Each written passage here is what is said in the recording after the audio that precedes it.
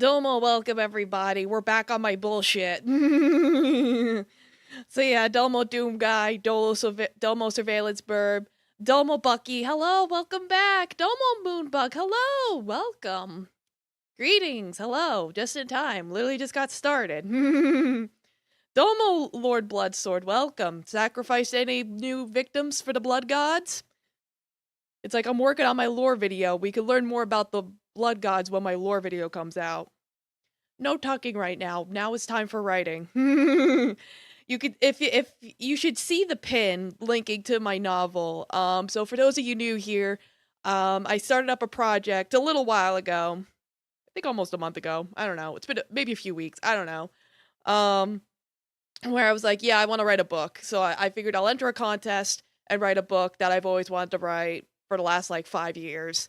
It's sci-fi, uh, war-torn tragedy with children in it. Of course, many skulls have been collected. Great, Pog, awesome. The thanks have been given. I am good, thank you. I ate leftover turkey, and I ate it with some black truffle sauce, so that was delicious. Kitty's on my lap for anyone who wants to kiss Kitty. Give him lots of pets. He's been screaming since I came home. Ah, yes, the humankind. Fantastic. Yeah, she could ice cap it, Dixie. So yeah, I wrote chapter 6. Today we're gonna work on chapter 7. As much of it as we can. I'm aiming for like maybe 15 chapters, probably. You're tuckant. Nice. So I figured I'll read to you guys chapter 6, get your feedback on it, and then we'll see how much of chapter 7 we write today. All right, Kitty, settle down. He's being a shitty boy. But yeah, quick synopsis. There was a big famine, and so they developed technology to terraform and develop agriculture to solve world hunger. But people be like, I want that technology, I want that land, so let's blow shit up and steal from people. And, lots of orphans resulted from it. And so Nevertown was made to help those childrens. But of course, big evil capitalism be like, the town owner owns this bridge, I want this bridge, so problems are gonna happen. So for this chapter, and the next chapter, I want to go back to focusing on the kids again. Because the last few chapters were mainly on, like, the adults. When we introduced Judas, so it's like, all the characters have been introduced. Yeah, drama! All the characters have been introduced in the first 5 chapters. That was my goal, and so it's been done. No more new characters. So you can use the first 5 chapters as a reference if you're like, who are these people? Who are you? I would love to, like, make a chart, like, draw the characters. Of course, I don't know how to draw, so it'll just be, like, scribbles, but yeah, Judas, the most subtle character ever, exactly. And the nice thing about Honeyfeed is you can post pictures on it, so at some point I'm probably going to post pictures of the characters so you could have a reference sheet. Just because there's, like, 20 characters. There's a lot of characters. Only, like, half of them are, like, super important, the other half are literally children. So basically for this chapter that I'm going to read to you guys now, was me focusing on the older kids, for the most part, the ones that are like 13 to 17. And then the chapter we're going to work on tonight is going to be about the younger kids, the ones that are like 11 and under. So yeah, we'll get started with me reading that. I'm still recovering from my cold. It's like, it's almost Jover, but I'm still very snotty. And now that winter is coming, of course, it's like everything has to be dry, and that makes everything worse.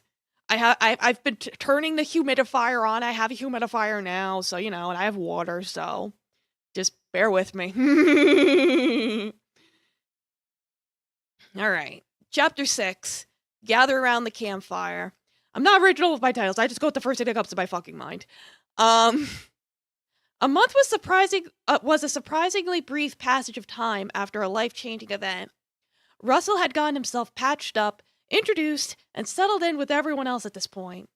Russell was a character that was basically our POV character for the first couple chapters. Again, just recapping for those of you that just got in here. Like I said, the novel's pinned. If you want to click the link, I'll hydrate. Yes, thank you. There we go. Hydrated.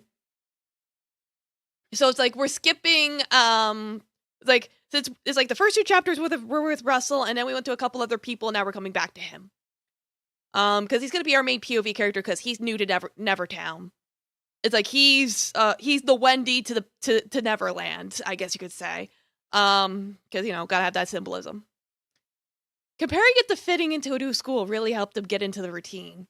Wake up, get dressed, eat, go to work, eat again, work some more, eat, shower, go to sleep. Just do that of all the rules so everyone could be happy. It was that simple.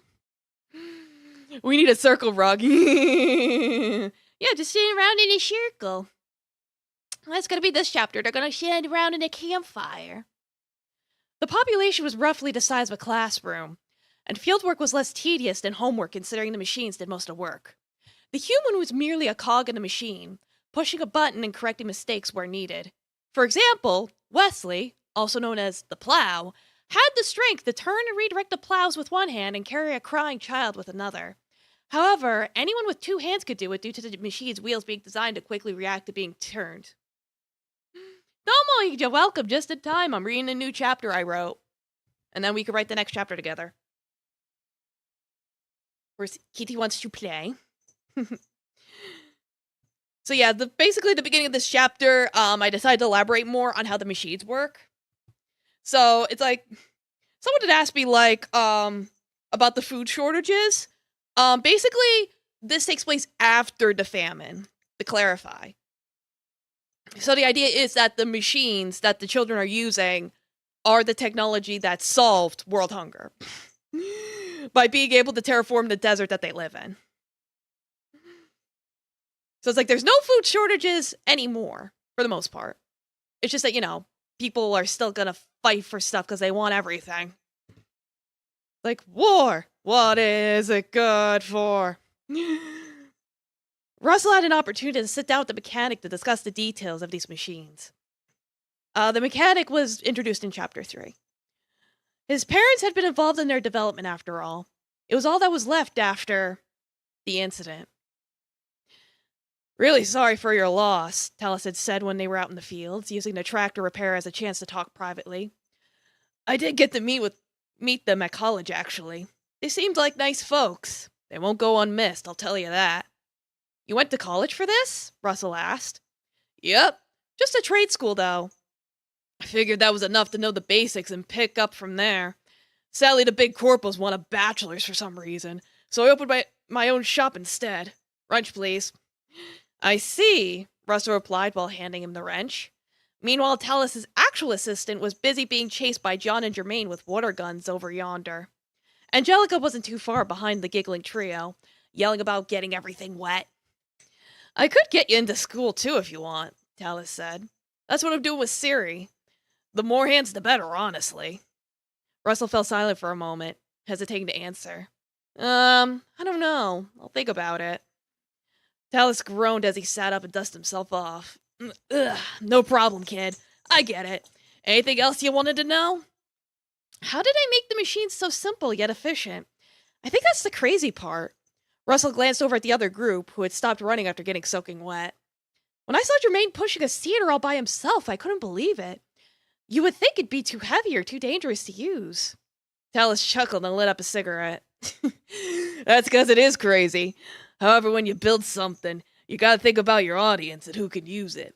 Back in my day, we used to get these weird commercials for stuff you'd think you wouldn't need, like clapping the lights off. Turns out they were for old and disabled folks who couldn't move around much. Back in my day. Tallis paused to smoke, turning away from Russell to blow it opposite from him, then continued. Like, you see how, sometimes actions speak louder than words? In another chapter, I showed another adult being being rude to the kid by like not looking at her, looking past her, to like talk to somebody else, like she didn't even exist, and then being grossed out when another kid like tried to grab stuff from her. So it's like The way people act towards someone says a lot.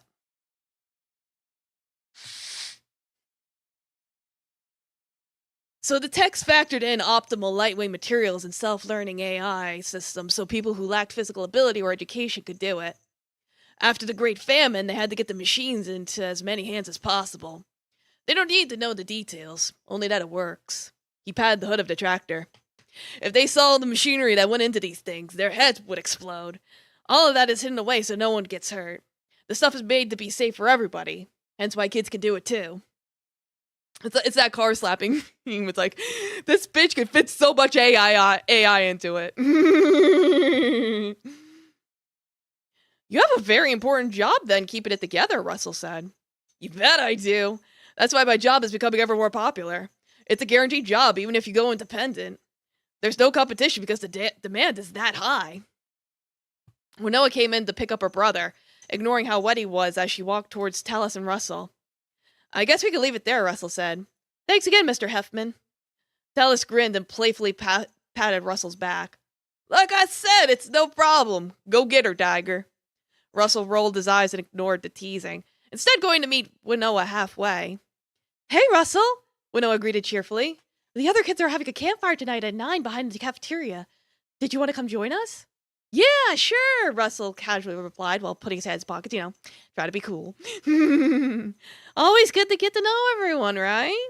Well, duh. Melinda's really happy to see how good you're doing, but you two haven't talked much since you left the hospital, right? Now's a good time to catch up. Russell nodded in agreement. If he was going to make more friends than just Chaz or even avoid making enemies, something like a campfire session seemed like a good idea. Fast forward. The heat from the fire pit was warm, bright, and inviting in the freezing darkness of night. Everyone was huddled around it in a circle, wrapped in blankets, and passing along plates and food to build their own s'mores. The group was mainly teenagers aside from Freddie. Freddie's a little younger, he's like 12. Who was allowed to stay up past his bedtime with Dennis watching him. Nina kept the cooking materials behind her seat while Wesley had the sand bucket. Yeah, when I was dividing these two chapters, I was like, oh, there's more like little kids than big kids, so it's like I put that as a little loophole. Be like, Dennis is 13. It's like they're brothers, so it's like, yeah, you could. It's like, no orgy. This isn't fucking This isn't it. This isn't Stephen King's It. You're crazy. You stop that. For what should have been a fun exchange, Russell noticed how quiet and somber the atmosphere was. It was as if any joy or merriment had gone to sleep alongside the younger children. Even the chocolate was bittersweet. To Russell's surprise, Ayako had taken a seat to his right. They hadn't spoken a word to each other since their first awkward meeting. Yeah, so basically, I shoved this at the very end of chapter 2, but Russell had to get measurements for his clothes, because, you gotta clothe the kids. And it was a little awkward, because Ayako looks like Angelica, because they're both Asian, and she was like, no, we're not related. So it was a little awkward. Chaz was his left-hand man as usual, yet he was preoccupied with chatting with Wesley over sports. Yeah, by all means, chill while I'm reading, at least you're enjoying it. I'm glad.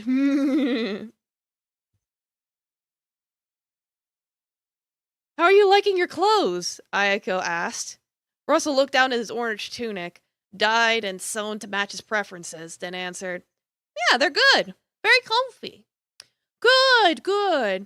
Ayako fumbled around with the s'more on her plate, her fingers trying to carefully navigate around the gooey mess. She scowled when a melted piece of chocolate got on her hand and groaned. Nina, why did you think this was a good idea? I hate this. You could ask for a napkin like a normal person, Nina spat back, passing the object in question over to Ayako through a chain of people. It's still too hot, Ayako said while wiping her hand. I can't burn my hands. It'll make my work harder. Yes, pet kitty again. It's like he's being a little gremlin. It's like he wants to play. He's like, my dear, I've been waiting all day to play.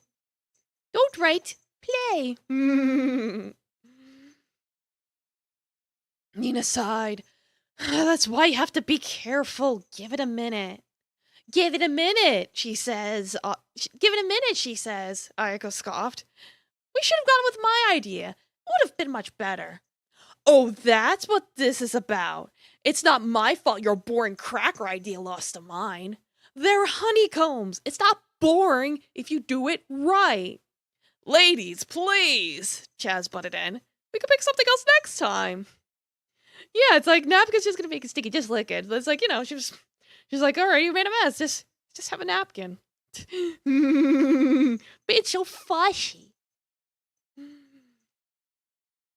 Chaz is right, Melinda added. If you don't want the s'more, then you don't have to eat it. I have some candy in my pocket if you want. No, thank you. Ayako said more calmly, just starting to settle down. Nina simply crossed her arms with a huff and ended it there. Chaz leaned closer to Russell and whispered, Don't worry about them. They only hate each other right now because they both like to have it their way. They'll be best buds next time they get to do someone's birthday party. Russell nodded, understanding the situation. Hoping to cheer Ayako up, he turned to her and said, Say, is that honeycomb called, Dalgona? I think I saw it on a TV show. Wink, wink, nudge, nudge. Ayko's eyes lit back up from this. Yes, it is. I had an uncle from Korea who would bring me some when I was younger. I searched for the recipe so I could make it myself. Wow, that's so cool. Do you make your own shapes too? Why, yes, I do, Ayako proudly stated with a small smile. Anything from planes to hearts. The trick is to make a shape that has enough structure to stay together after it's broken apart. Russell smiled back. Dang, I'll have to see that sometime. Hey, it's used for other stuff too, right? Wesley asked. I think I remember people using it for coffee? Yeah, the creamy stuff, Chaz said. Dalgona coffee, Melinda said, then adjusted her glasses. Nerd time. I remember reading about it. It was popular at cafes for some time. It's whipped with coffee powder and sugar, but it doesn't actually have honey in it. It's just named after its appearance. Yo, I want to try that, Dennis said. Me too, Freddie said while wiping chocolate off his mouth. Maybe give it another year before you two start having coffee, Winnoa said. The veil had been lifted, and the teens were able to have a lively conversation with each other about food. The trends they knew and had tried for themselves, their favorite places they used to go to, and any dishes they wanted to try out in the future. Yeah, exactly, coffee. Omar did a welcome. Take coffee, green tea and coffee. This was more of what Russell had been hoping for. A nice, relaxing campfire with teens laughing and joking around. Domo Ozzy, welcome, hello. Doing some writing stuff. How you doing? Links in the pin. Suddenly, a loud beeping noise cut through the discussion. Russell's heart stopped. He clutched his head as images of explosions flooded his mind. The fire from the pit dancing with the screaming, tortured souls of the dead. They're screaming at him. They despise him for living. It's hot. It's too hot. The sun won't stop burning him. Make him stop! Russell! Russell gasped for air, panting heavily as he grounded himself back to reality. Chaz had been the one who'd been trying to pull him out of his thoughts this entire time, trying to save him from drowning in them. However, it wasn't until now he could even hear him, and even after hearing his name, there was still a deafening buzz ringing in his ears. Drama! Writing stuff or reading writing stuff? Both. It's like I'm reading my latest chapter, and then we're gonna write my next chapter. Because I be writing stuff. It's like, we'll be working on chapter 7. But yes, hello, I hope you're having a good Saturdays. I hope everyone had a good Thanksgiving, enjoyed their turkeys. Oh god, I'm so sorry, Winnoa said in a panic, nearly dropping the buzzer in her pocket before turning it off. That's Jermaine's alarm. I didn't know. I have to go. Winnoa swiftly ran off after that, leaving everyone else behind. The veil over them returned, thicker and heavier than before. After several minutes, Russell was able to drink some water and regain himself. Thank you for the follow! Arigato! Welcome! Whee! Sorry, Russell said weakly, his throat feeling hoarse. Is that screaming actually his? I shouldn't be freaking out like that. No, seriously, man, it's cool, Chaz said, his hands supporting Russell's back. I had something similar happen one time when someone honked a Jeep horn. It reminded me of the bus. Bad memories can be scary, Nina said. They lifted up one of her robotic arms. Even with this, I still have nightmares where my arms are being crushed. How I couldn't pull my sister up in time before the ceiling fell on top of her. That kind of pain never goes away. It sticks with you. No, I feel foolish about earlier, Ayako said as she gazed down at her own hands. You know, the ones that aren't robotic. I'm sorry. Nina gave her a sympathetic smile. Don't worry about it. Hey, I feel it too, Dennis said, pointing to his eye patch. Shot right in the eye. Hurts like hell sometimes, even though it was forever ago. You still get scared around guns because of that, Freddie said. Dennis averted his gaze and huffed. No, I don't. I'm totally over it. Okay, guys, I get it, Russell said with a tiny laugh. Thanks. Everyone grinned, happy to see Russell doing better, then resumed eating their s'mores in peaceful silence. Winona didn't return that night, but she would make an apology in the morning. What strange scars they shared. Yeah, it's like I didn't know how to end a chapter after that. I was like, all right, I had 2K words. So thoughts, feedback on that chapter. I know it's like previously we had talked about,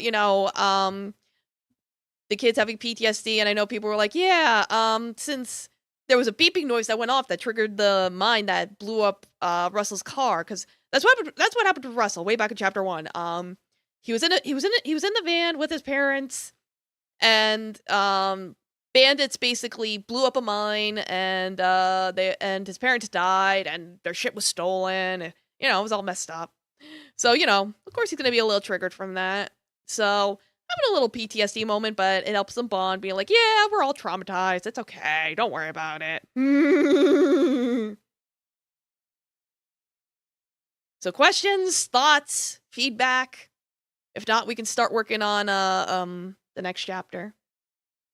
Yeah, exactly. Bum dia. Bum bum dee da bum. Domo Tutu, welcome. How you doing? Hello. Link to the novel is in the pin. So yeah, we can start working on the next chapter if no one has anything else to say. Oh, thank you for the follow, Domo. Welcome. Hello. Arigato. Yeah, so because like I said, that chapter was meant to be for the older kids.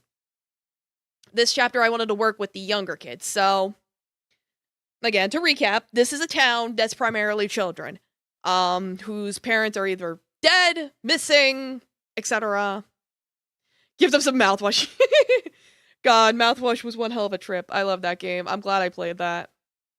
It's like now instead of everything being Mark's fault, now everything is gonna be Jimmy's fault. That was so good. It's like, yeah, I'll give him some mouthwash. It's got sugar in it. They'll like it. It's mostly sugar.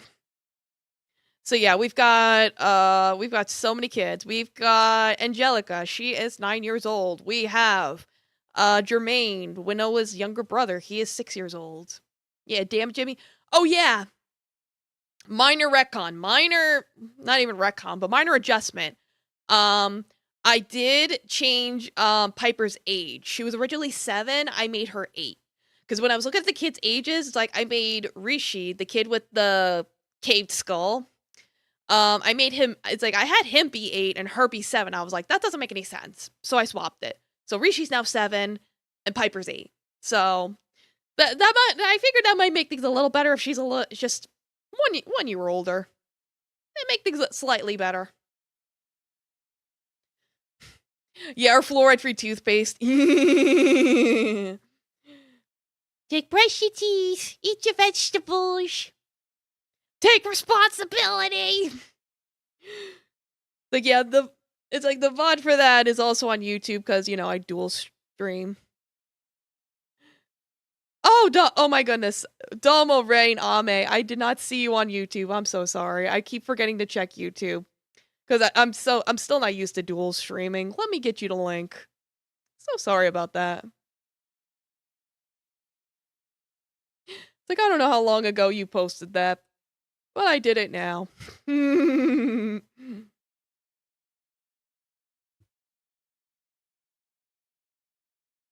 Yeah, because I'm using Atom, and it only shows me Twitch and not because before I was using Restream, but then Restream broke, so it's like I need some way of seeing both chats. Because otherwise I keep forgetting.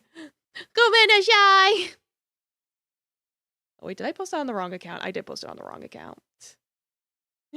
I have 2 YouTube accounts. Let me post on the correct one.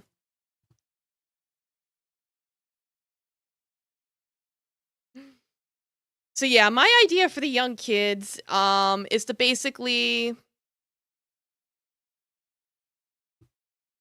Yeah, you can see me going in here. It's like, hello! Watching the stream within the stream. Yeah, you can see me going in here. It's like, hello! Echo! Echo! Watching the stream within the stream. Okay. Enough of that. I did have another monitor, but on my other monitor, I'm logged into my other YouTube account. Don't worry about it, it's fine. It's like, you probably didn't see anything terrible in the 10 seconds I did that. But anyway, yeah, the idea I had for the kids is that they're gonna do a play. So I guess for the chapter, like the first thing that came to mind was the show must go on. But I'm like, I don't know, it's like, that's kind of a cliche statement. Because yeah, I have 2 laptops, and it's like, so that's why I was like, looking. Whoops! Yeah, so,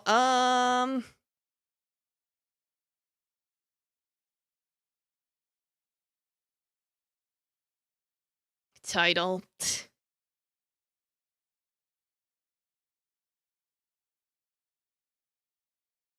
I guess I'll just put that for now. The show must go on. We'll just work in progress. If I think of a better title, I'll put a better title. Because the idea was that the younger kids would, put on a play. Because, you know, that's cute. It's shitty. It's like, it's been so serious. You gotta have something nice and cute going on. Have a little break before we traumatize people even more. And then I'm thinking after the next 2 chapters after that, we'll go back to the adults. Well, 3 chapters. We'll go back to the adults. Because there's Talus the mechanic, Freya the hostess, and then there's of course Santo. And I do want to get into Santo's backstory by like chapter 10. So yeah. I checked my posture. So yeah, I have an idea for an opening scene. The hardest part is always getting started. You could tell that's why I'm stalling. It's like, I have an idea how to start this chapter, but my brain's like, okay, so how are you gonna type it? It's like, I don't know. How am I supposed to know? I don't know.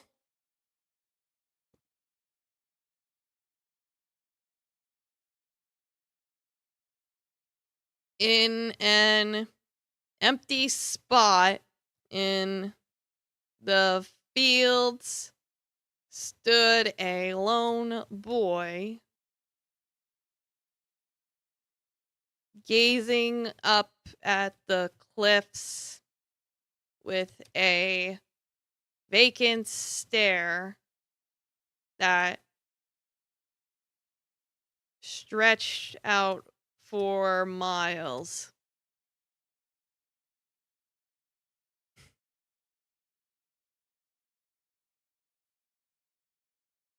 It's like, you'll find out who I'm referring to in a second. It's like, who could this boy be? It's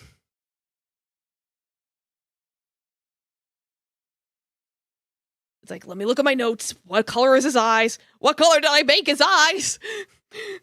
Brown eyes. Okay.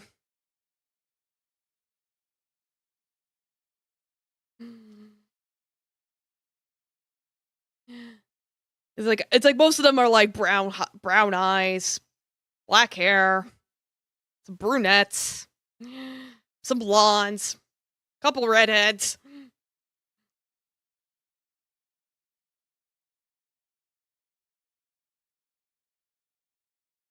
His eyes reflected the mass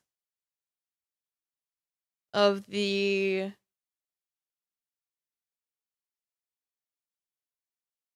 land in front of him. His eyes reflected the mass of the land in front of him.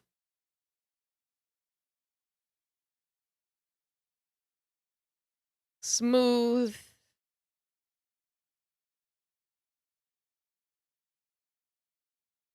And clear.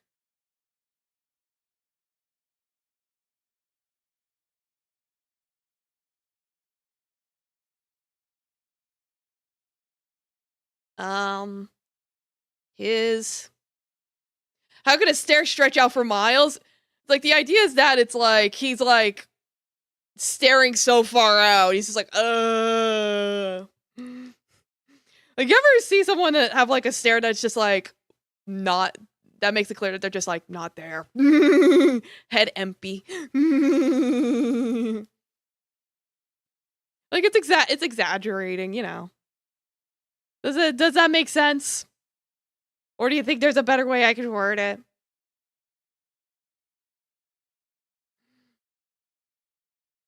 Yeah, he's just spaced out, exactly.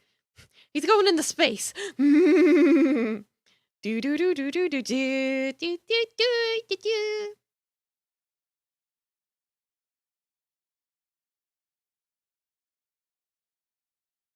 The curves of the cliff matched the curve of his head.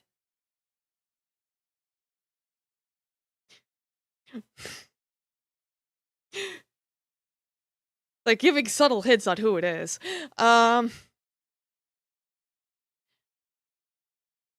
Concave, yet still sturdy and unwielding. Unwelding. How do you spell that? Unwelding. Unyielding? Sure. Yeah. You're right. Why did I put a "the" in there? You're right. This is correct. Good job pointing that out. Yeah, the curves of the cleft match the curve of his head. Concave, yet still sturdy and unyielding.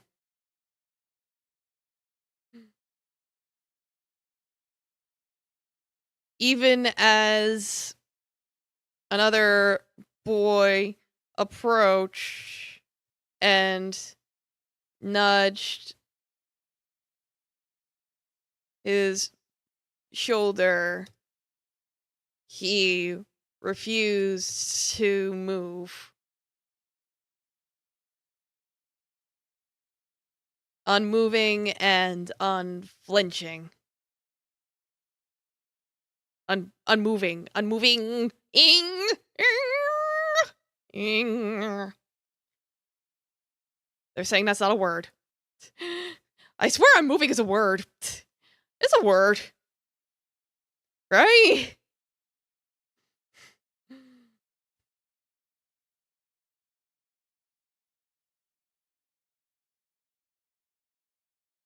Motionless? Whoop. You're right, motionless is probably a better word. I guess my brain was just thinking of unwords. Motionless and unflinching. Yeah. That works too.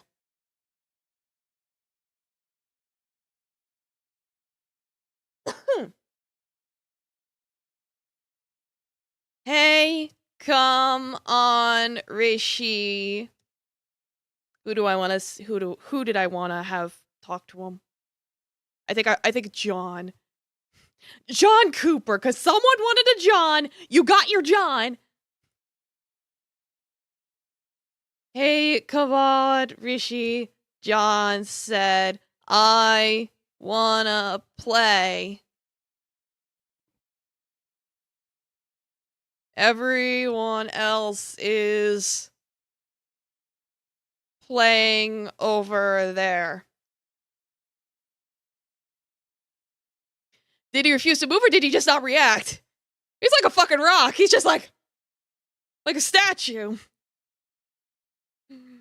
He is the rock. He has become one with the cliff.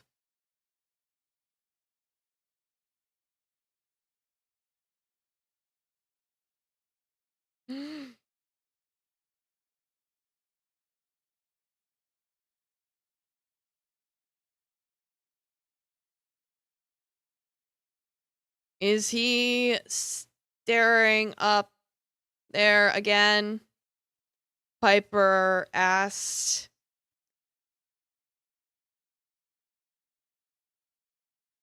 Hopping on her crutches to catch up to them. It's like, gotta remind people, Piper's the one with the crutches. I just asked because refuse implies resistance. Yeah, he's just like, where's Cosmic? I don't know, probably sleeping. Don't worry about it.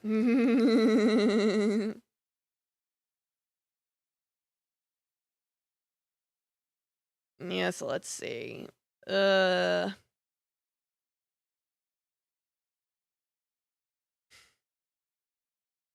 Up there again. Yeah. He keeps doing that. Piper looked up. Yeah, I'll hydrate.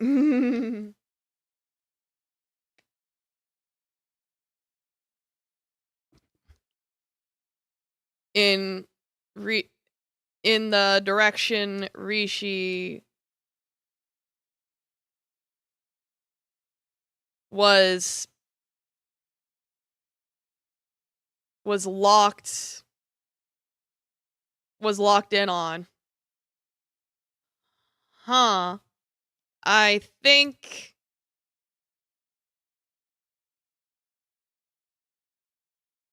the cave is right up there. Maybe he saw what was the name of the kid? Timmy and the new kid.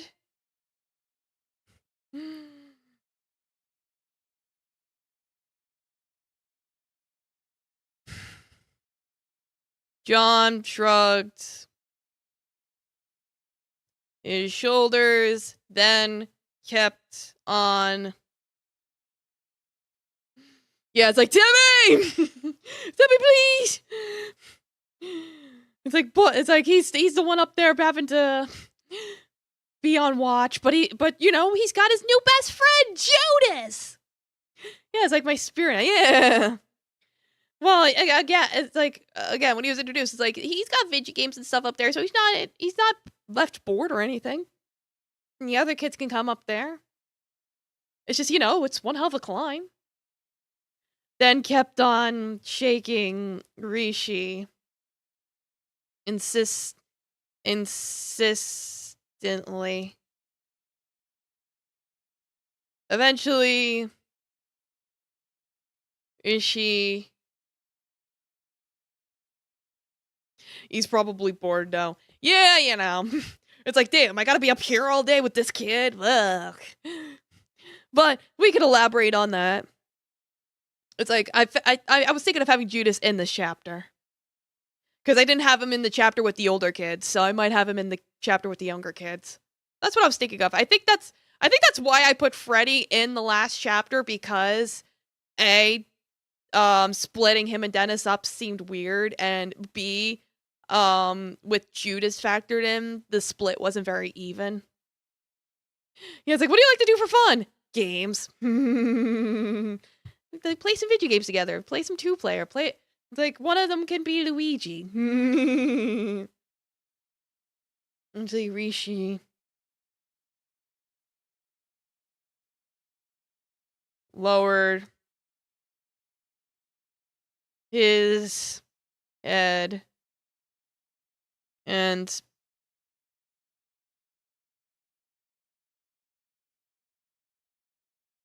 shifted his is to John.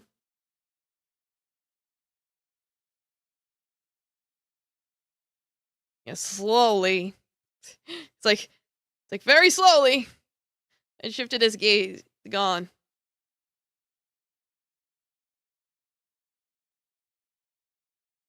She let out a grunt of acknowledgement mixed with confusion. Rishi can't talk.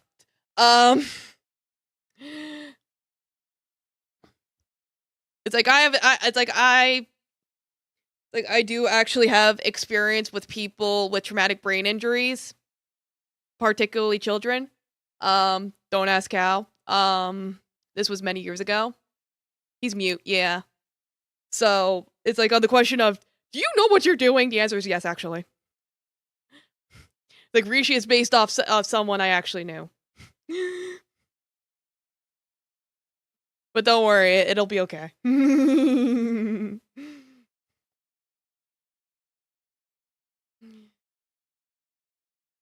Seeing him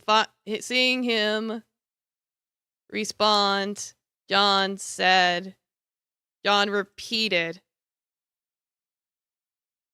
"Hey, let's go play." Oh yeah, of course. No, it's like usually if I write stuff, it's either because I actually do have experience with it, and if I don't, I do my research. Like that time I wrote a romance about a trans character. It's like I did do my research with the trans character, and I knew trans people, so it was like I had the experience, even though I myself am not trans. It's like you don't have to be something to know something, as long as you do your research and try to be respectful about it, and that's my plan. Because it's like this would be very easy to fuck up, to be honest, if you didn't know what you were doing. She let out another grunt.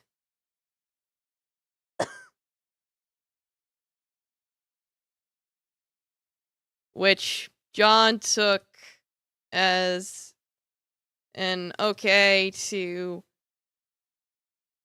take his hand and lead him over to the rest of the young children. Piper was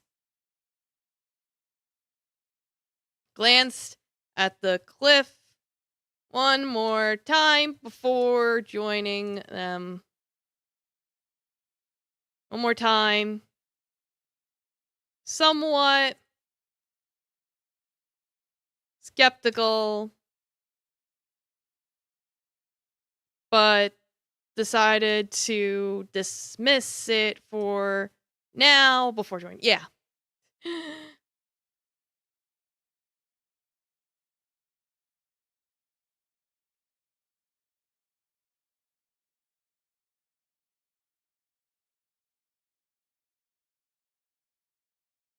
The younger children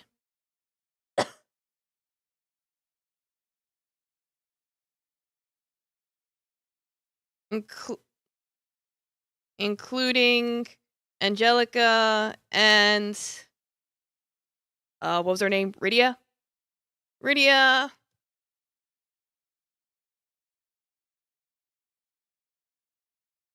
had gathered around to talk about what they wanted to do today. Let me think. For a story made by Blade the Luna, I do not see a lot of blood. Don't worry about it. We'll get to that point eventually. First, let's have our cute chapter where it's like, oh, look at the cute, adorable children. And then it cuts to war with, like, soldiers blowing up and dying. Don't worry, we'll get to that chapter eventually. Don't worry.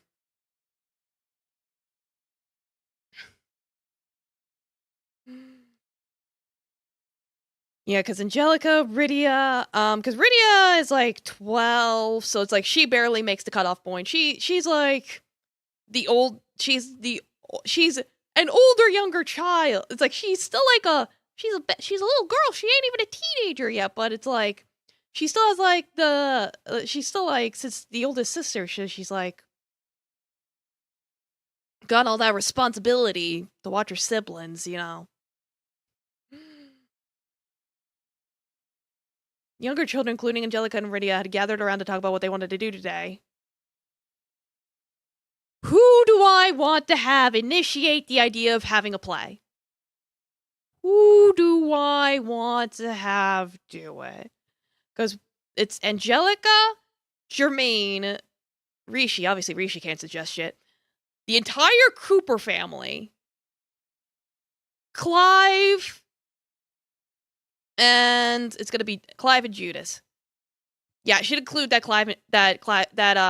not Clive, Timothy Clive, that's his name. I'm looking at my notes, I misread. Timmy and Judas had climbed down from the cliff to join them as well. Is Germa in the story? No, Jermaine. Jermaine is Winnowa's little brother. Jermaine and John are basically like best buds. It's like, that's how I wrote them, is Jermaine is 6 and John is 5. So it's like, they're like BFFs. They're like little rascals that like to run around and play with each other. Domo, welcome. You've acquired some chicken nuggets and grilled cheese. Yum. That sounds delicious.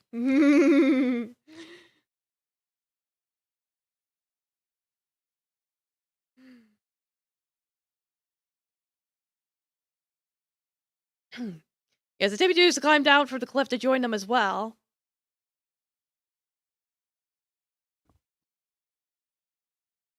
Since the roads were on government patrol today.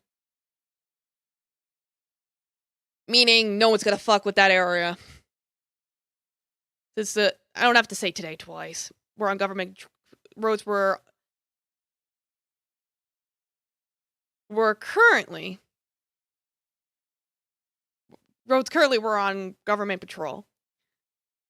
Did you self-insert yourself into the story? No. Like, I'm nowhere in this story. Why would I put myself in here?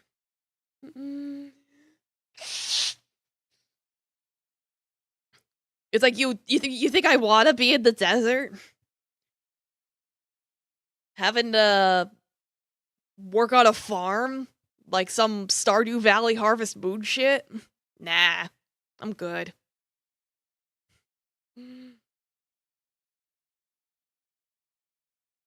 We're on government patrol. To make myself look like a badass. Nah. I don't need that. I don't need to write myself into a story. It's like when my lore video comes out, we could work on that eventually. Don't worry about it. Right now, I gotta write this novel. But God, who do I want to have suggest that they do a play? Who do I want to have do that? Maybe I could have it be that, because this play idea I just thought of the other day. Because I was like, I want the younger kids to do something cute together. And then I thought of a play. So I was like, so it's like, $1 million question. How the fuck do I do that?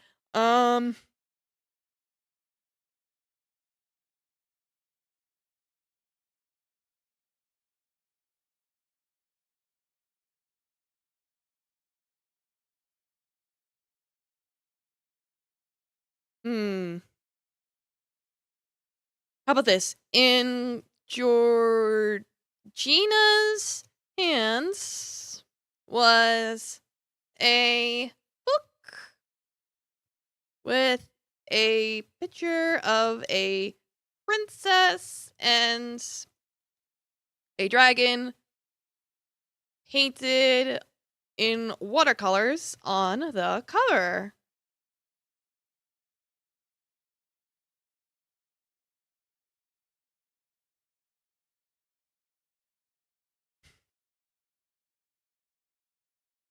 All right. Yeah, so maybe cuz I could see like you know, trying to teach the kids how to read. You have like a cute little story time book. I'm brainstorming here. I'm brainstorming. Gotta brainstorm. Let's see.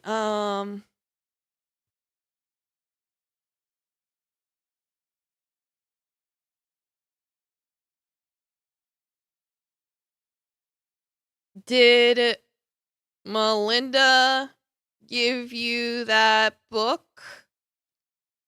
Yeah, asked. Georgina nodded. You know, beamed and nodded. Uh-huh.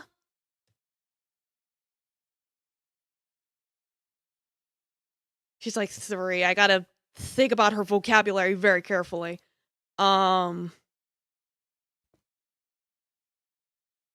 It's like it's like I'm telling you right now, again, I know kids, to an extent. There are a lot of kids around this age, when they start learning how to talk, they tend to just mimic what's around them, like what other people, adults say, like if they watch like a TV show, they'll mimic what the TV show says. That's how they learn how to talk and develop their language.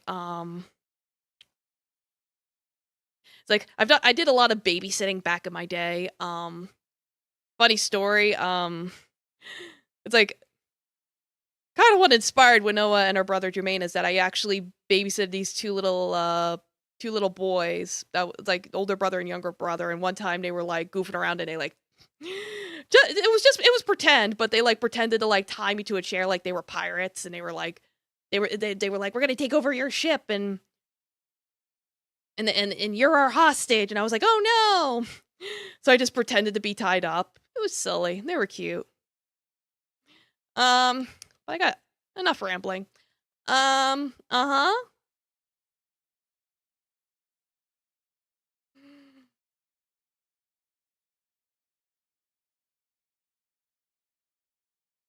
I wanna be like Princess. Princess. I wanna be like Princess. What are we gonna name her? Princess. I wanna be like Princess Lily. Yeah, she's like 3, so she's not gonna say words perfectly. I wanna like, I wanna be like Princess Lily.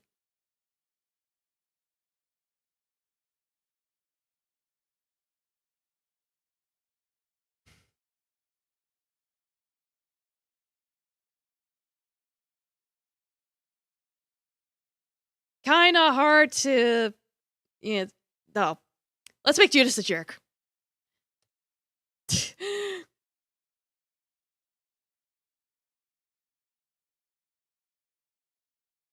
Judas. Because it's like, I'm trying to think of how the characters would interact with each other. It's like, sometimes I just let them play out in my head. It's like, you know, when you write, it's like, if you ever wrote something, sometimes the characters will have like a mind of their own, and you're just like, why are you doing this? And it's like, right now I'm just picturing Judas being a jerk.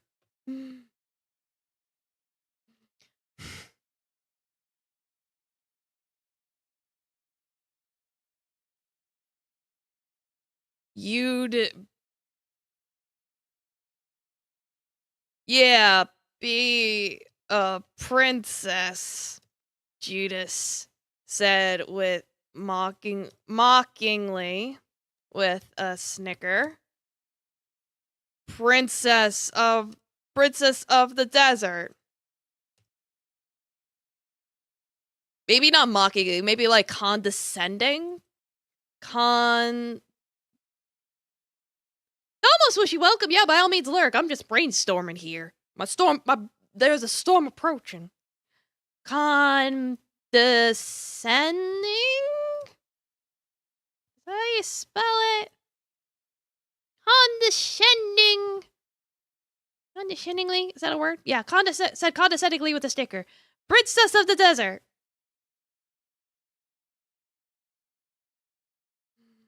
I don't know. I don't like how that's like, that seems like too weird a word.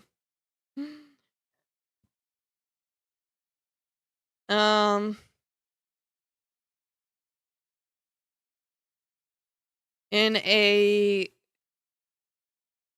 condescending tone and snickered.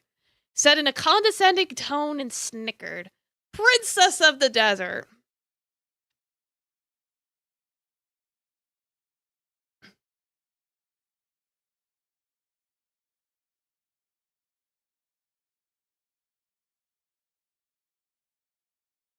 Friend to scorpion and coyotes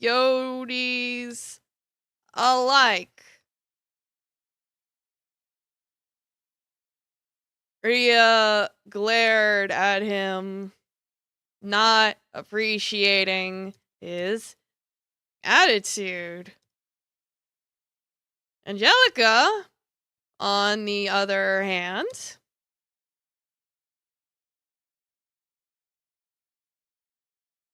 yeah, because I kind of wanted like Angelica to be the one, like, yeah, I want to be the star of this show. So I was like, I got to figure out like, how am I gonna get there? How do I get from point A to point B? On the other hand, Sat sprang to action as a light bulb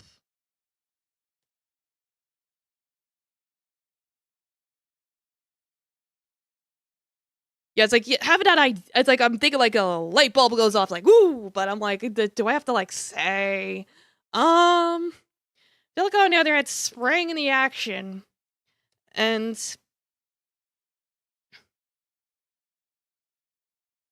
hopped onto one of the crates to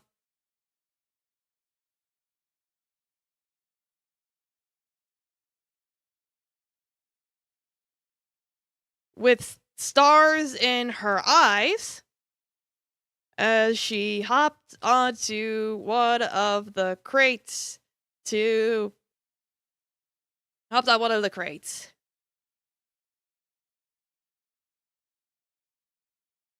Yeah, and I can be the queen, Angelica said. Or declared. She declared, I can be the queen. She's like 9. Yeah, so Fred the Scorpion Coyotes alike. Rudy glared at him, not appreciating his attitude. Angelica, on the other hand, sprang into action with stars in her eyes as she hopped onto one of the crates. Yeah, and I could be the queen, Angelica declared. like, Judas was just being like a dick, but like she that went over her head. She's like, ah, yeah, and I could be the queen.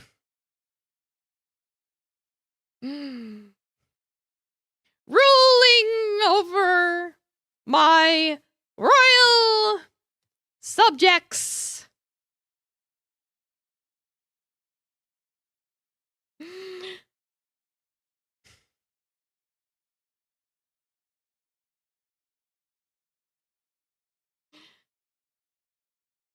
Like, oh god. Ruling over my royal subjects.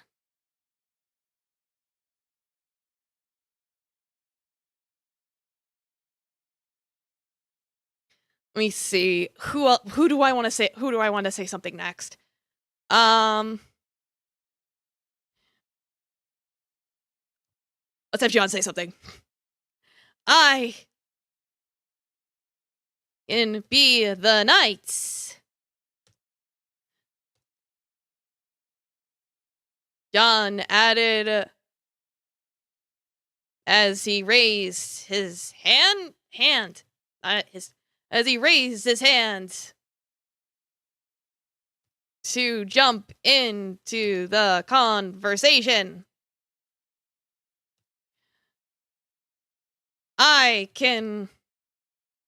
I'll stab the bad guys with my sword. Me too. Jermaine said, mimicking John's actions. We can both be the knights who save the princess. Yeah, let's fucking go. Like, let's go.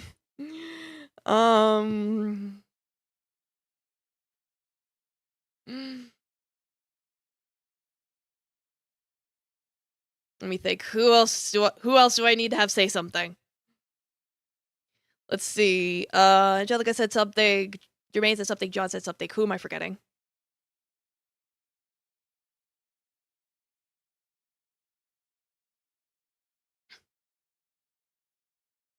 We have Piper say something next. It's like, it's so weird. I was like, it felt like there were so many kids when I was thinking of the older kids. It's like, it's the same number though. The blood will come later. Yes, don't worry about it.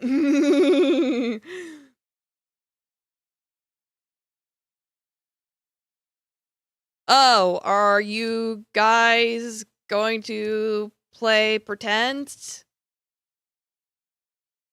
Piper asked. Yeah, it's like, yeah, it's like, let the children have their joy so it hurts even more when they suffer. Don't worry about it. Like, that's why I had Rishi look at the beginning. It's like, what Rishi did is actually foreshadowing, but you're not gonna know until it's time. Don't worry about it.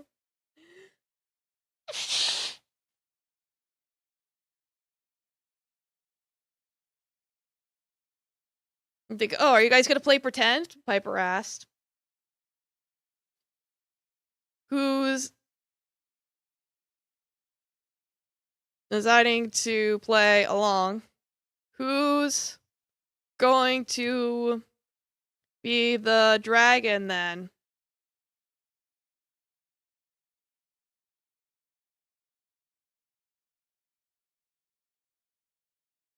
Judas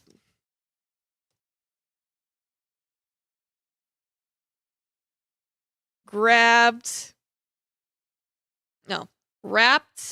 an arm around Timmy's shoulders and pointed to the two of them. We'll be the dragons. A big, scary, two-headed dragon. Right, buddy? Civvy.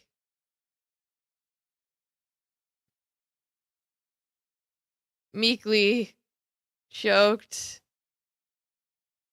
Emmy completely lost on what was going on. Meekly replied, yeah, sure.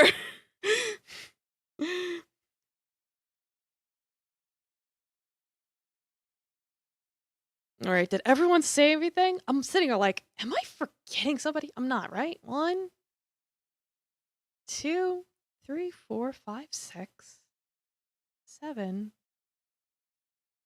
Let's feel like I'm forgetting. And then Angelica's 8. Did I miscount somewhere? Maybe I did. No, wait, then Rishi's 9.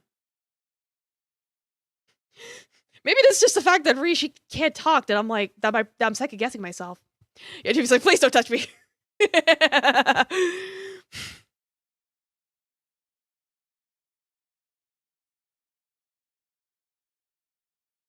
She caught up in everyone's excitement. She started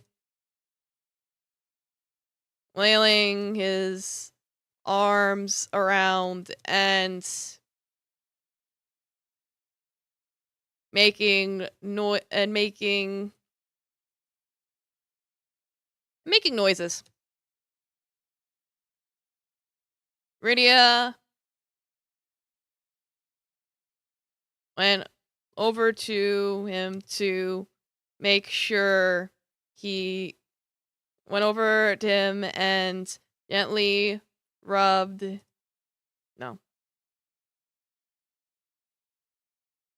to make sure how do I put this? Does Rishi know sign language? No, he doesn't.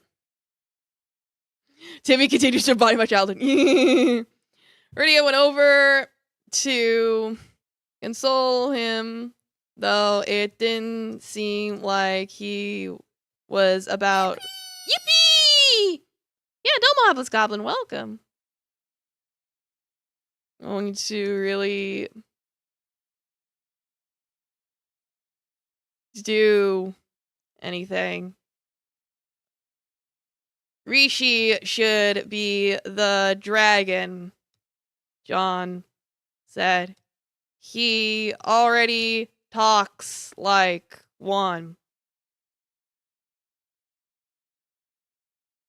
John! Rydia yelled. That's rude.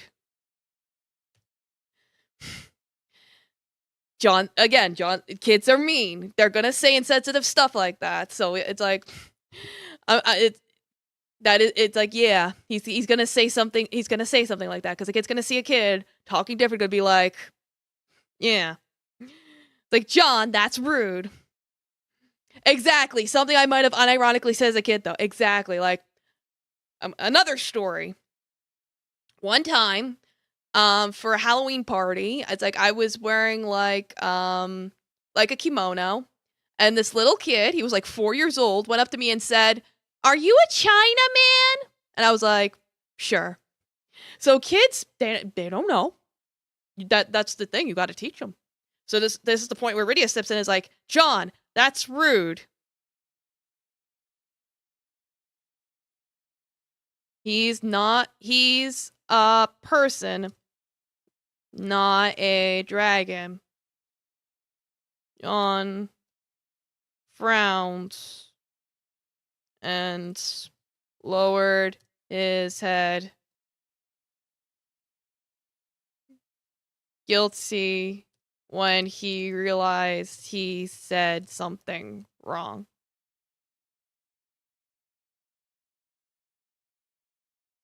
I'm sorry. You tomboy. It's like, yeah, obviously I'm a tomboy. It's like, I don't wear dresses or skirts. But yeah, it was a nice kimono. It's like, it was originally, it's like I'd gotten it for like a cosplay and then I just reused it for like events. So, but yeah, no, a kid's not gonna know. Yeah, kimono's a free game. It's like, no. It's like when it comes to kimonos, the general rule is as long as you respect the culture, you can wear whatever. It's like, don't believe Twitter. But of course, a 4-year-old kid's not gonna know the difference between Japan and China unless their parents told them outright. So of course he's gonna be like, oh, Asian, China.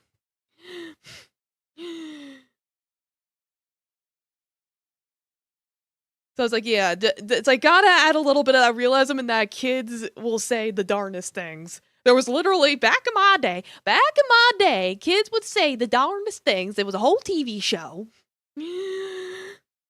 I think it was with Bill Cosby back before he was revealed to be a monster. Who probably never should have been around those kids.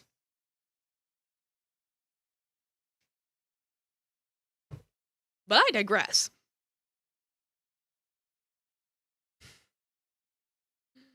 It's hard to see the difference when it's all you knew. Yeah, exactly. You don't know. You're just a small baby. You don't know nothing. That's the idea. Is that you learn, you grow, you have experiences, you gain knowledge. So that's the thing. Sometimes you say things not to be mean, but because you just don't know any better.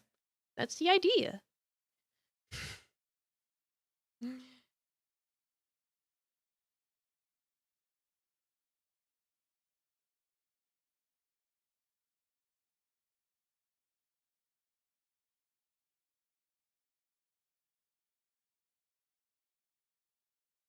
But yeah. Rishi was unfazed by what John had said. Instead,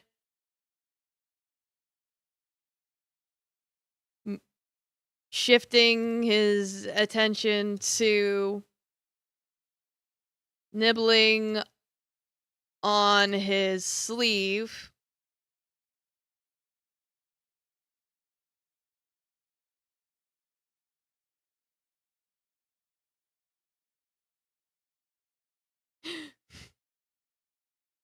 He's just like, nom nom.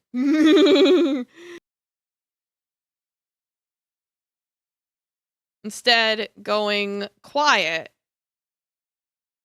and shifting his attention to nibbling on his sleeve.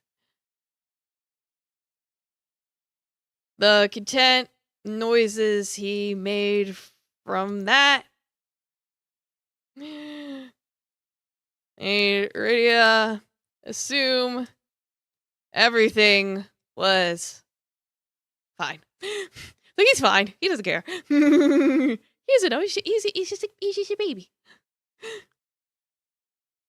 He's like, tasty Steve. Yummy.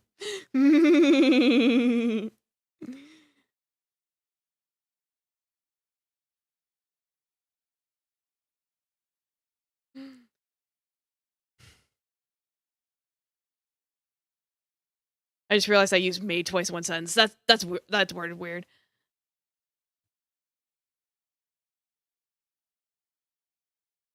Had Rydia assume everything was fine. Yeah, that's probably a little better. They were gonna teach this kid sign language? No. Yeah, I caught it first. I was like, wait a minute. And she sighed with relief.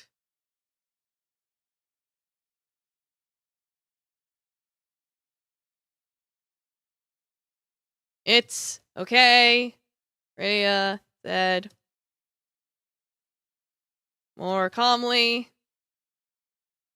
Just remember,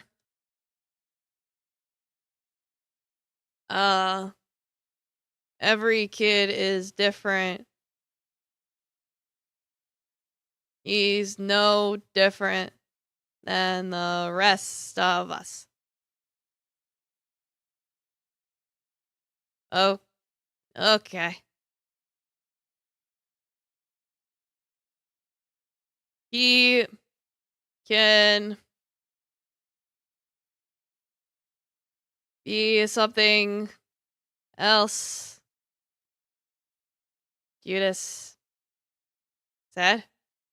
Just to be an asshole.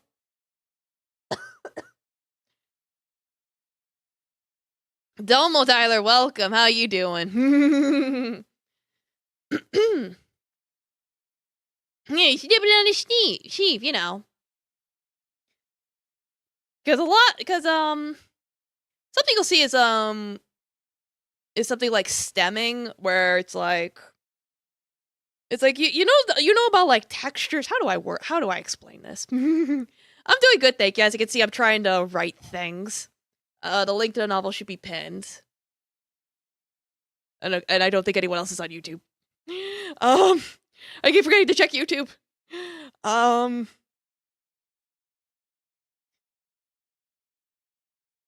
But yeah, it's like kids can be very sensitive to tastes and textures at a young age.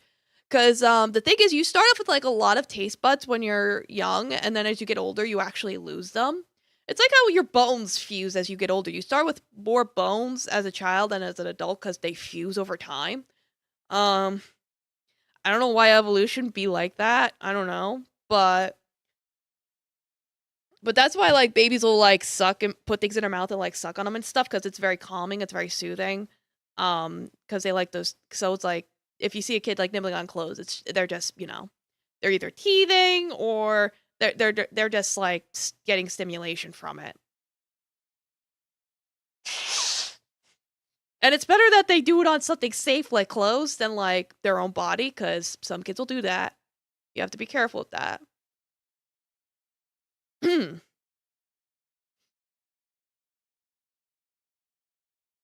Anyway, it's like he could be something else. Yeah, exactly. If you're different mentally, you could be more sensitive. Like if you have autism, yeah. Yeah, no, again, it's like as Rydia says, every kid's different. It's like some kids are gonna be very sensitive to things and some are just not gonna give a shit. It's like you have some kids will just like sleep on a bed of rocks and not care. And then you have some kids that'll like freak out if they don't have their weighted blanket. Every kid's different. Rough textures hurt my soul. Yeah, same. I'm also very texture sensitive, but I also have autism, so what the fuck do I know? You just got a funny little nub.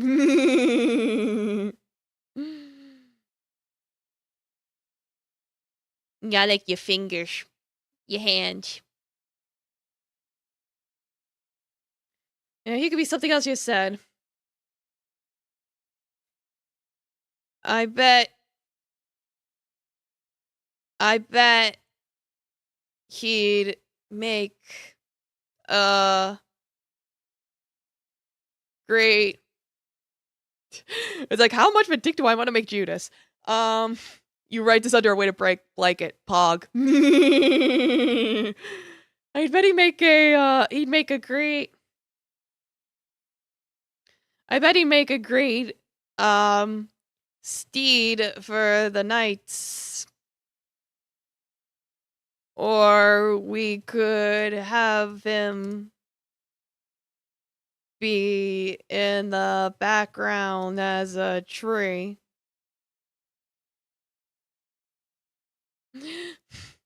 Oh god, that's even worse.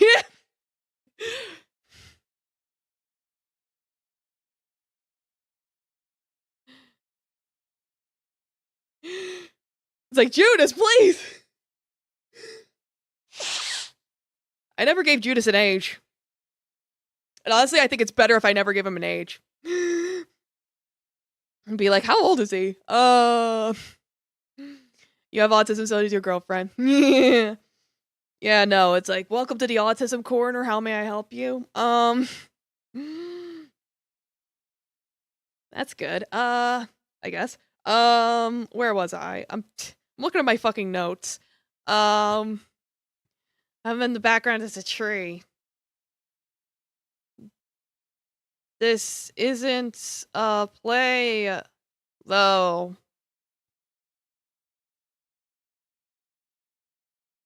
Timmy said.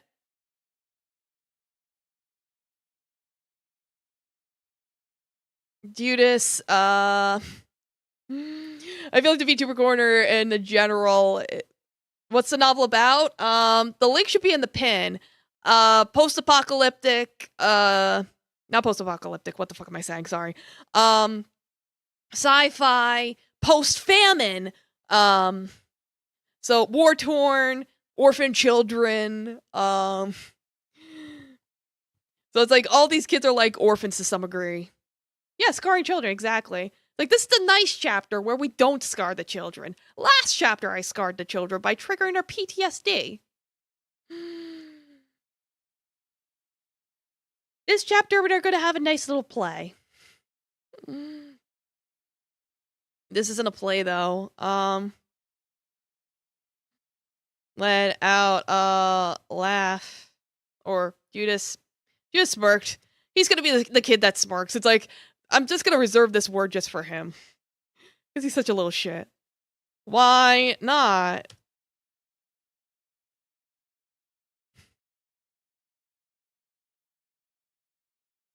We could totally make this into a play.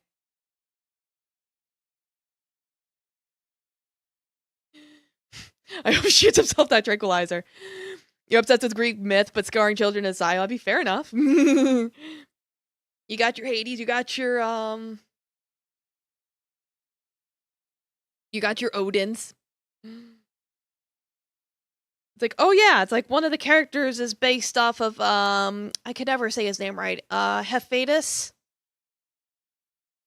It's like lightly alluded to.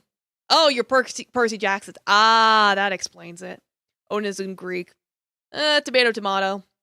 Like, the Greeks and the Romans have a lot of overlap. Whatever, don't worry about it. It's Nordic? Yeah, you're right. Odin is Nordic. It's like Hades, Persephone. That's Greek, right? Thor. Who was I thinking of? No, Thor's Nordic. Why am I getting my myths mixed up? What the fuck? I still have my sick debuff. Oh my god. It's like, why not? We could totally make this into a play. That requires a lot of work, Radia said. We'd need props, costumes, a stage. We have all that, Angelica exclaimed. Yep. Aiko can make the costumes. We can use the chapel as a stage. Yes, exactly. Go get it. I do, Rand. I don't think you'd want to do it. Nah, fair enough.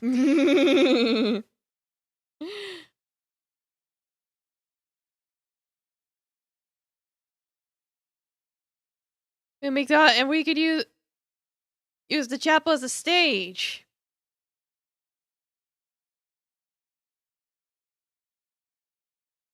But what about props?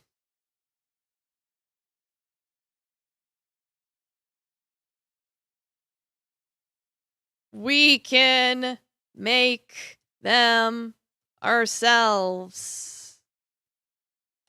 Angelica then boldly pointed in no particular, only pointed for the sake of being dramatic.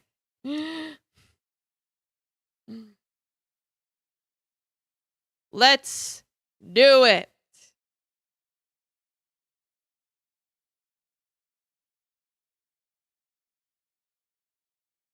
Yeah, let's do a play, John said. A play. A play, Georgina repeated.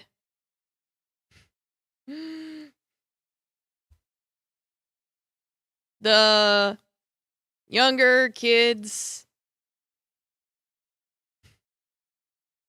were clearly eager to do this, making it harder for Rhea and Piper to step in to stop it. They were forced to go along with it.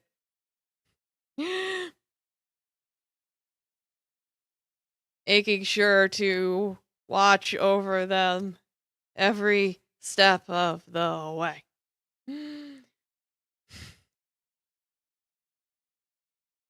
Do a little scene break. There we go.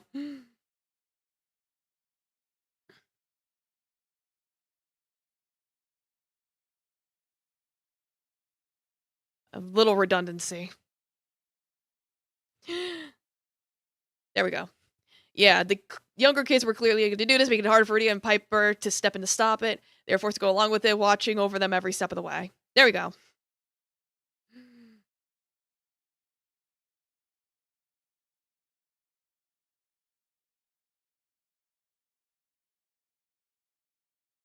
Now it's like I want to get Freya involved. Freya and Ayako. Because Ayako's gonna do the costumes. And then with this chapter, I also want to dip into Ayako's backstory a little bit. So...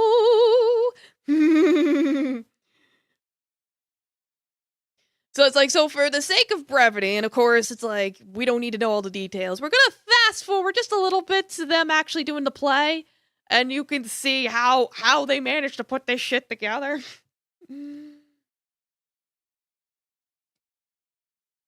It's good lord.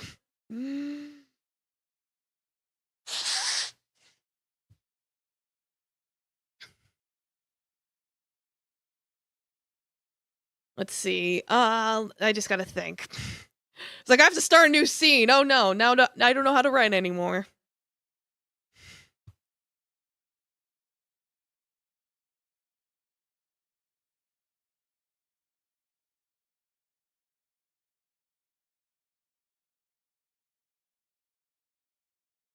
Let me think.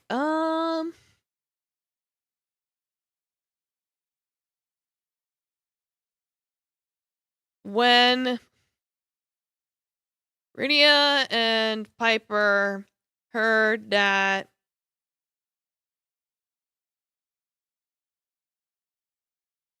an adult heard from Santo that another adult was going to assist in the process. Because it's like last chapter I had Talus, so this time I want Freya. That's why I'm like, how do I get Freya to come here? Assist in the project, maybe project.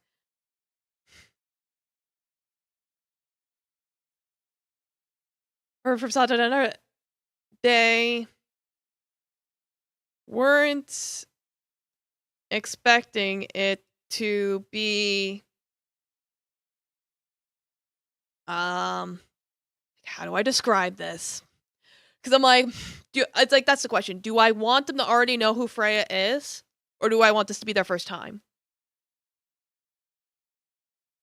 Like I would probably. It's like I think I would probably want. I don't know. I gotta figure that out. They weren't expecting it to be.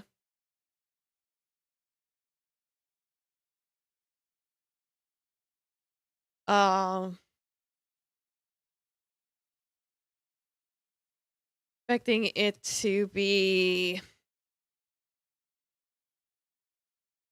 We weren't expecting a van.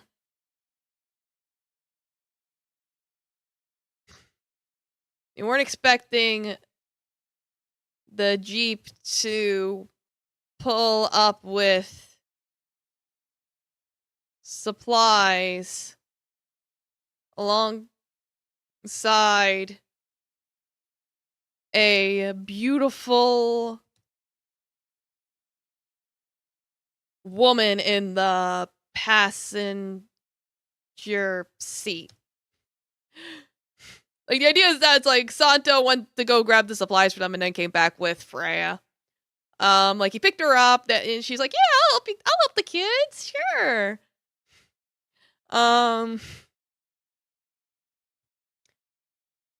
So yeah, I guess it's probably I'll have it so that this is like their first time seeing her.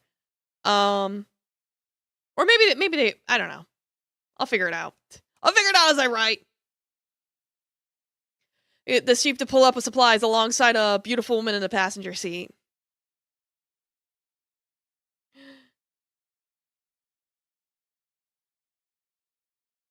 She fit the appearance of a princess far. They weren't expecting to return with, yeah.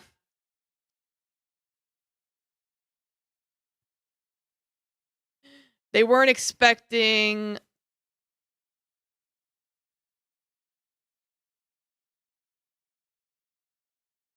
They weren't expecting Santo to return. Yeah,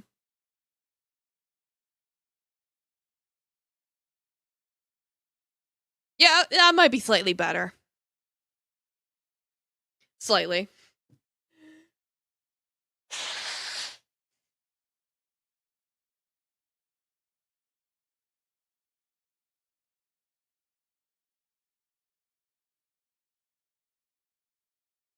Yeah, because it's like, easy assumption is that they told Santo, like, hey, we're gonna do a play in the chapel, you know. It do just be like that. She was the appearance of her princess far better than any of them. Like, she fit the appearance of her princess far better than any of them.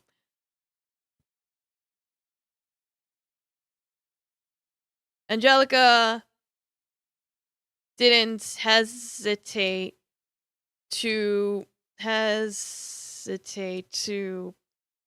do I spell hesitate? We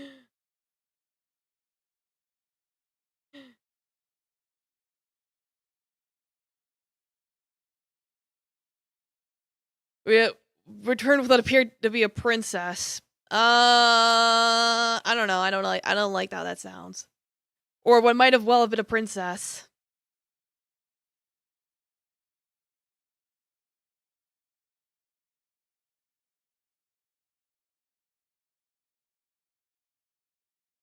Nah,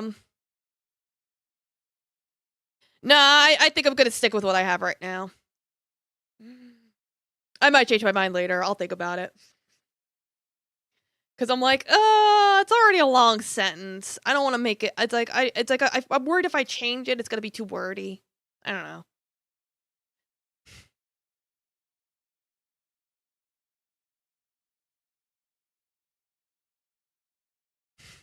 Didn't hesitate to run up and embrace the woman who happily kneeled down.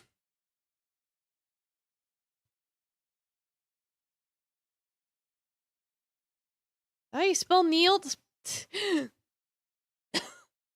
I need a thumbs up emote. Yeah. Should be able to just type thumbs up or something. I don't know. Thank you for the follow, Domo. Welcome. I'm pretty sure that's how you spell kneeled. Why? Yeah, that's how you spell kneeled. I don't know why spell check is saying no. Yes, Pit Kitty. Hello. Thank you for the follow. Happily kneeled down to receive it. Knelt? Yeah, that's probably why. They probably want me to put down knelt. So it's like, I'm pretty sure it's technically a word, but probably not a formal word. Domo, how do you say your name? Orisis? Or Orisis? Yes, thank you very much. Yes, thank you. It's like, Oreo? Sure, yeah, I'll call you Oreo. Yeah, the link to the thing I'm writing is in the pin if you want to catch up on what I'm doing. There's a synopsis. Embrace the woman who happily knelt down to receive it. Freya. It's been forever, Angelica said.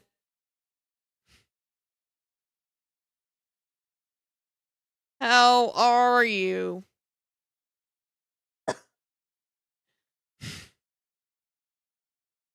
Or resist. Yeah, it's like if they say Oreo, I'll do Oreo. Freya, it's been forever. Where have you been? Because she's a selfish little girl.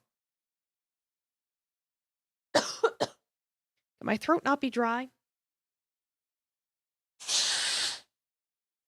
I'm still recovering from this cold. Ugh.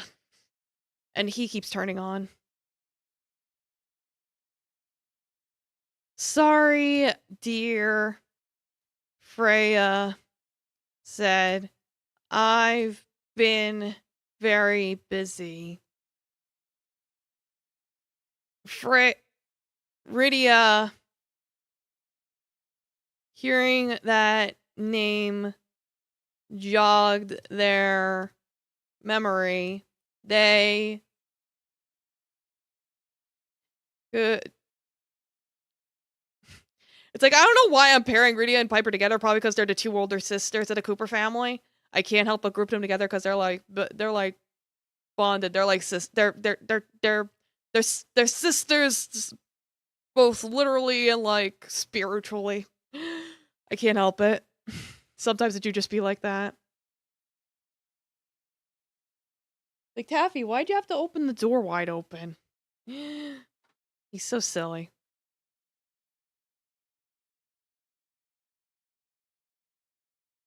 And it's like he meows, my goodness. Alright. Hearing the name jogged their memory, they could vaguely recall a woman at one point at Nevertown helping out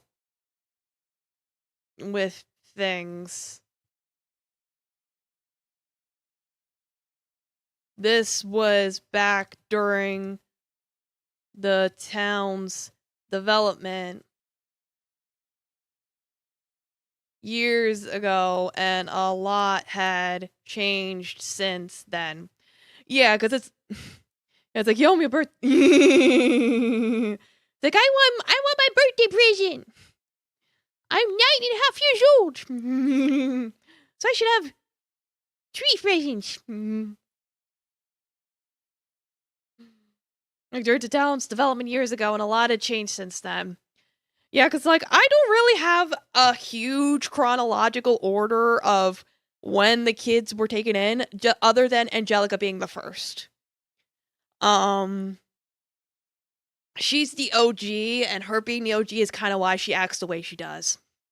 Because Santos spoiled her so fucking rotten. And this was 5 years ago.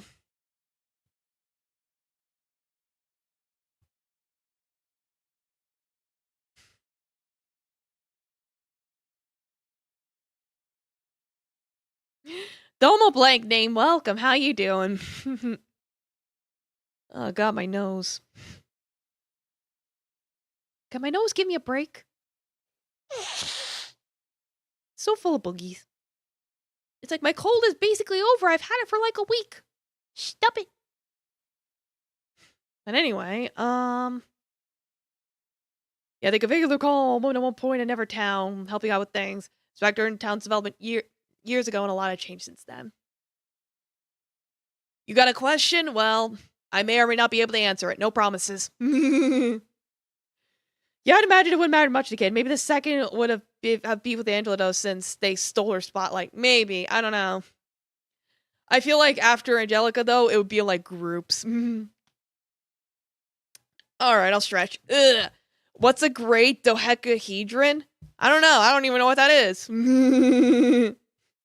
Yeah, that's the easy part. You're not getting sick. And now Kitty's crying because he hears me snapping my bones. Kitty, stop crying. You're such a baby. Drink some water. Yeah, hydrated. Yep, don't know, Johnny. Get those redeems in. Yeah, it's a shape. I could figure that out. I just don't know what kind of shape. You expect me to know shapes? It's like geometry was one of my worst subjects. I'm good at math. Right, Kitty? Kitty's on my lap. Yes, Kitty. And a lot have changed since then.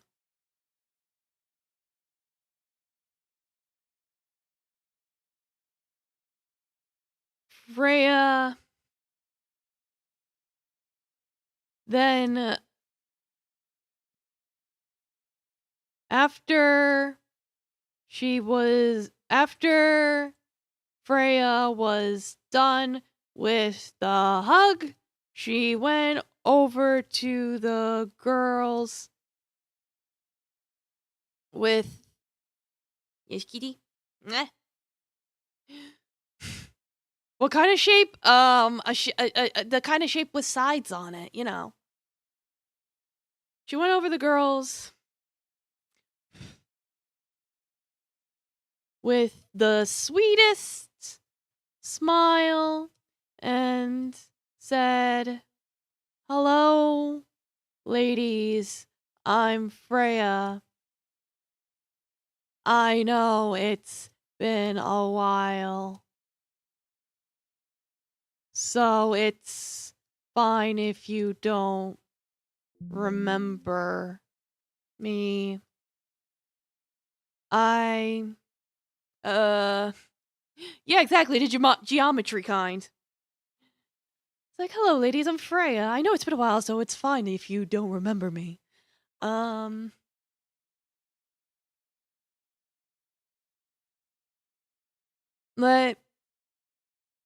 Let me know how I can help with the play.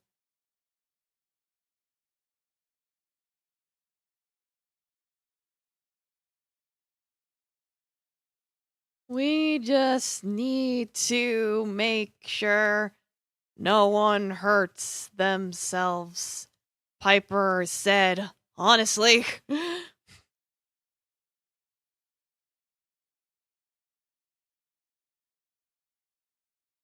We plan on keeping it simple. Do you have a script or anything? Rydia shook her head. No, Angelica is pretty much going to run the show. A script might be too hard for everyone anyway. It's like, Angelica wants this, she can run the fucking show. Just let her do it. Rhea giggled. My, how responsible. My, what a cute little director. Or have Angelica step in. Yeah, I know what to do, Angelica proudly stated. Yeah, my, what a cute little director. Yeah, she's gonna ad-lib everything. Yes.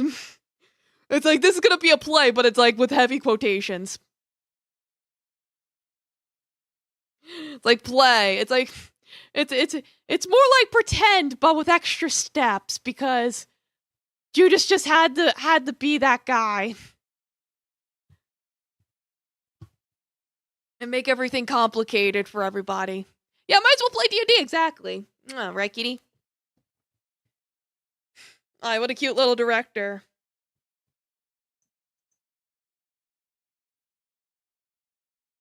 Get the cat hair. Ugh. But maybe you should at least write something down so... Domo Tuesday, welcome! Thank you for the video! Arigatou gozaimasu! That's perfect, because my birthday was just a few days ago. Thank you for the pity. It's like, I'll try not to spend it all at once. Thank you, arigato. Down so you don't lose track.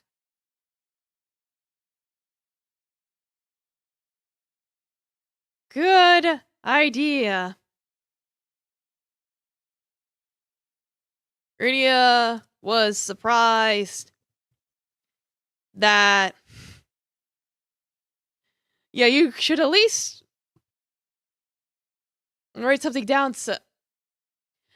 Do you think Angelica's gonna know what a framework is?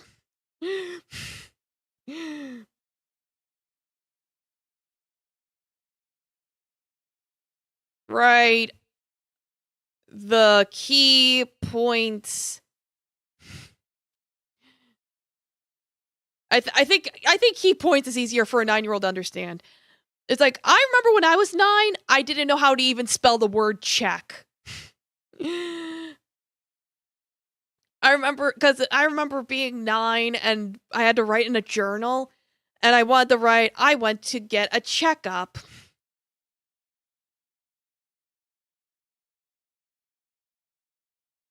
Key parts. Let's say key parts.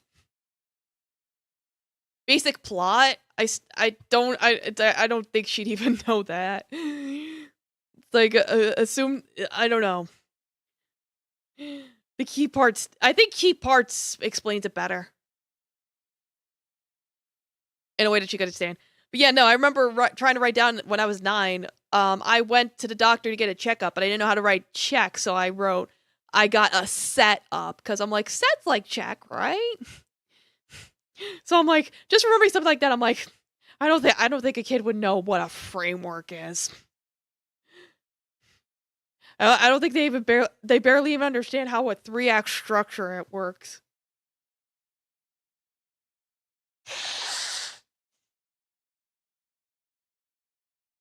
Yeah, like I said, I was around kids a few years back, so my memories are more recent. It's like back when I was getting my hunter license, I was doing like little quests here and there for kids. It's like when you get those like D rank quests, you do like really simple stuff like babysitting and stuff. It's like you only get like a few pieces of gold for doing that, you know, but it gives you experience. Yeah, they're mostly uneducated. Yeah, that's why it's like, keep in mind, these kids are not only little, but have like no education. Like, whatever education they have was before they even came here. Because the town is just built on their survival. Any education they get is, what's the word? Supplementary? It's like, this is not a school. This is survival. Surprised at how easily Angelica listened to her, but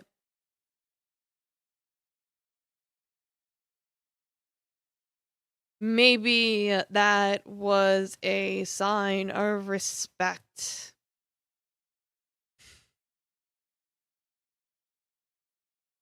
It's like, I might have this be mostly Rydia and Piper's point of view. I'll probably bounce between the two. Only because, it's just easier to be like, yeah, these are the oldest of the youngest kids, sort of, except Timmy. Timmy's like 11. But Timmy probably wouldn't be a very good POV character because he's so, like, you know, Timmy.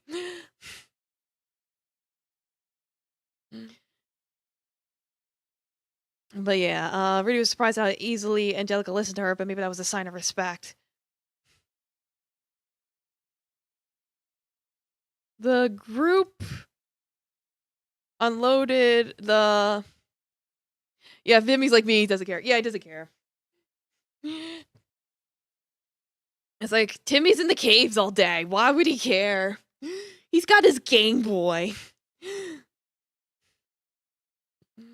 We bundled the supplies and brought them into Aiko's workshop. There were tables where all the kids sat to work on what was given to them. The youngest just had to cut simple things and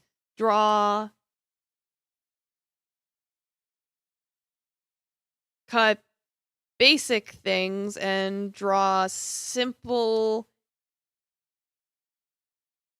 pictures like clouds, while the rest like Judas and Timmy were given the more complicated tasks.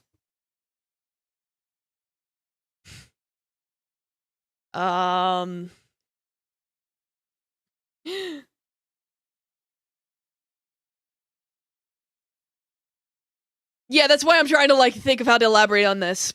Good question. It's like, who gave it to them? The adults. That's the simple answer. Kitty, my goodness.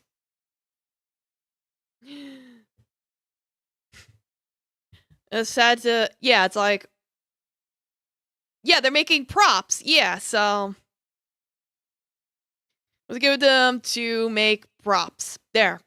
Yeah, there were tables where all the kids sat to work on what was given to them to make props. And then we elaborate. The youngest just had to cut basic things and draw simple pictures like clouds, while the rest, like Judith and Timmy, were given the more complicated tasks.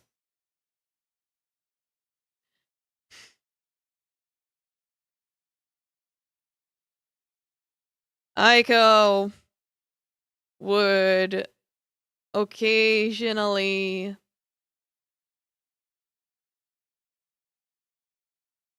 drop into quip at them about proper sewing and how to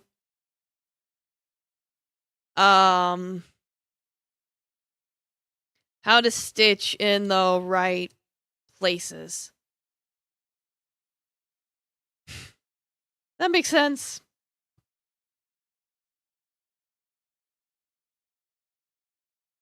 Like, should I elaborate on that more? Or is that like a good idea of what they're doing?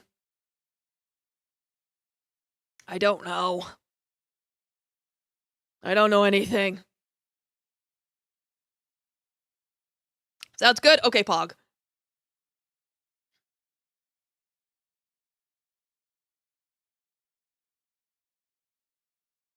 Rydia was...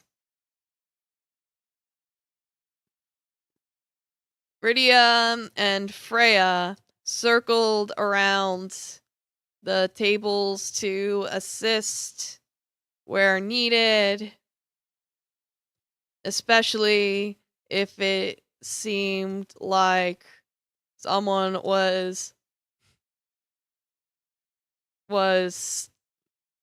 stuck or about to do something stupid with a glue gun.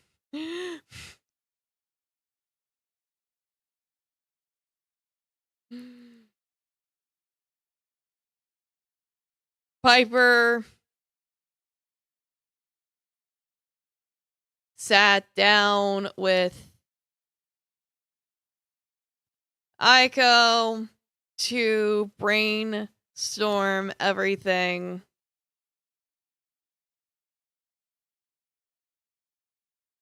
at their own table.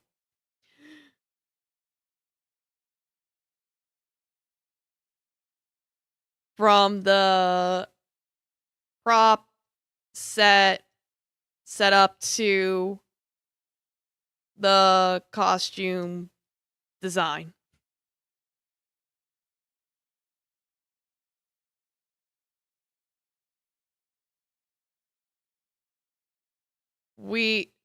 The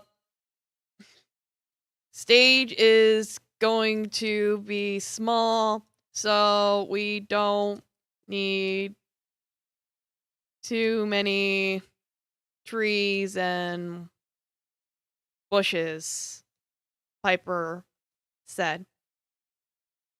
Kitty, are you causing trouble? My goodness.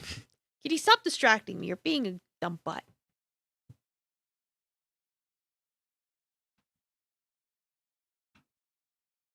Hey, Kitty, do you want fish? I don't know where your stick is.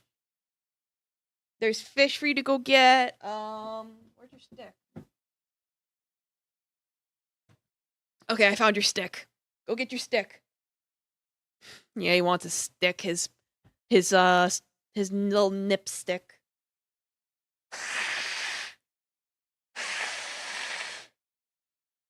There she blows. Oh, my nose. Ugh. Alright, the stage's gonna be small, so we don't need too many trees and bushes, Piper said.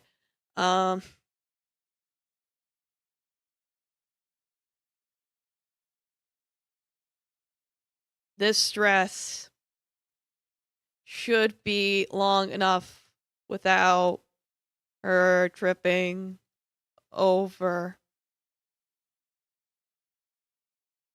Aiko said. Right, yeah, right. And this dress should be long enough without her tripping over. Said. I want these two to have a conversation. How do I transition to them having a conversation?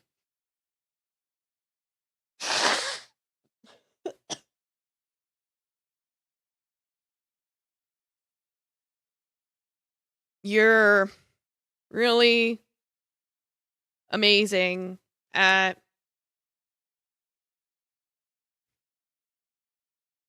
measuring. You're really amazing at measuring at a glance.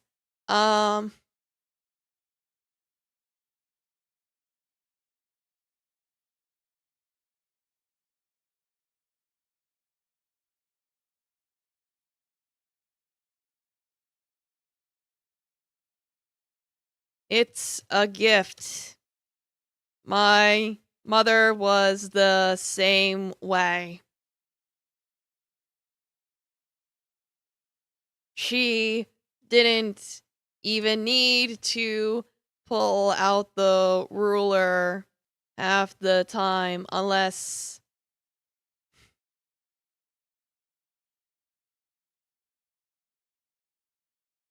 it was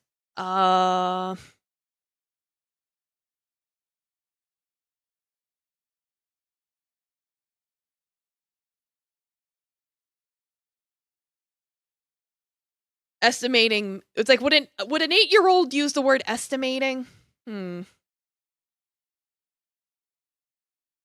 Eyeballing. Yeah, eyeballing would be better. Eyeballing. Good at eyeballing.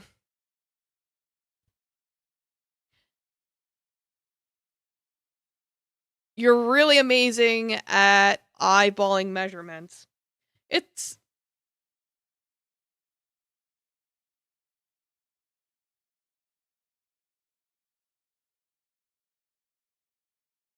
yeah, I agree. It's a gift. My mother was the same way. She didn't even need to pull out the ruler half the time unless it involved multiple layers.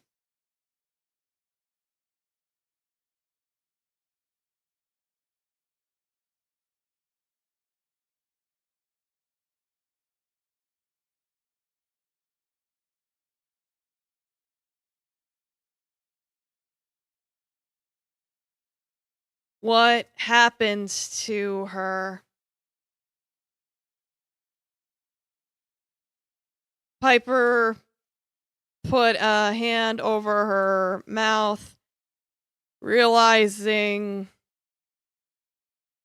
she had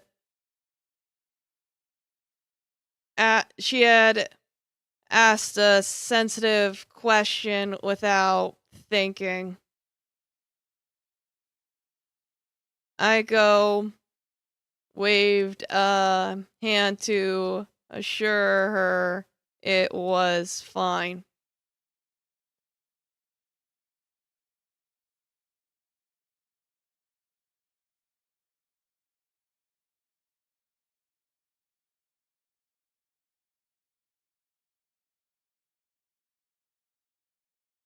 She's alive.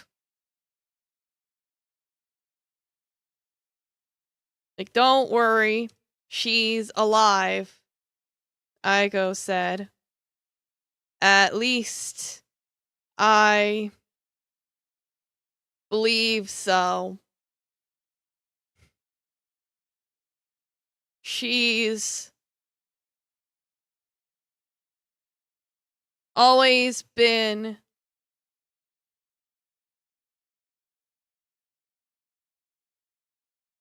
stubborn, even going as far as opening a shop all on her own when no one else supported her.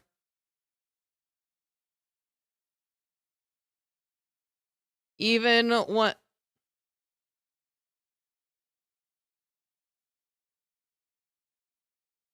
when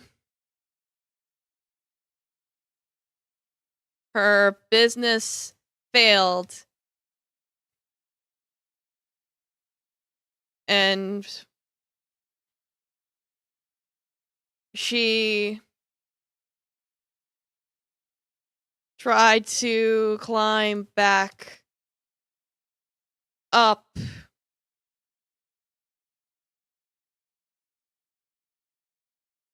How do I put this? She tried to climb back up as a hostess.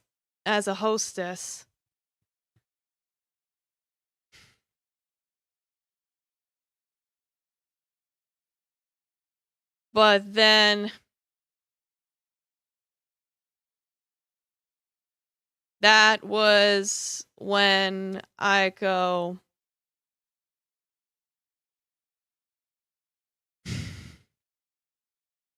yeah, even when she didn't let it slow her down.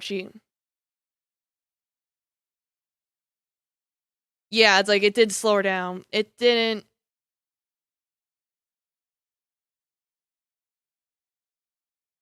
refuse to call it quits. She tried to climb back up as a hostess, but then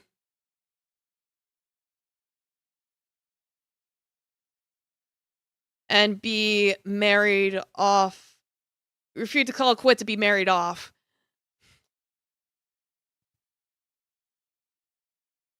Because it's like the idea is like she was a strong, independent woman. That was when Aiko,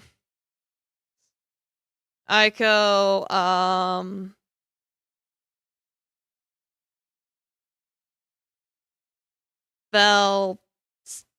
That's when Aiko, how do I word it? Like, she starts to feel sad. Yeah, she don't need no man.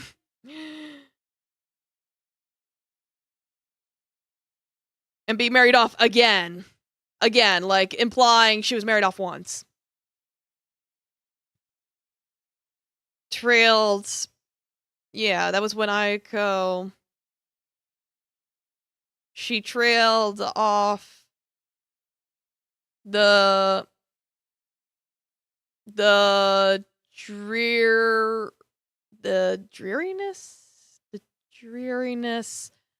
of the situation sinking in. I don't know what word to use. Ugh.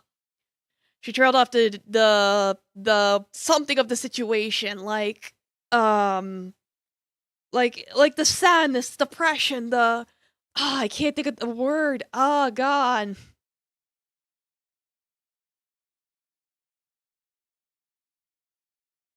The reality, it's like I can't think of the word. The let me just keep writing and then you can probably understand what word I'm trying to use. Yeah, it's like sometimes you overthink this, like, what word am I thinking of? And this is a situation sinking in.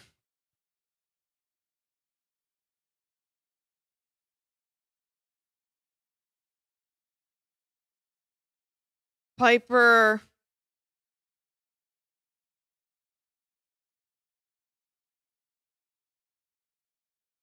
didn't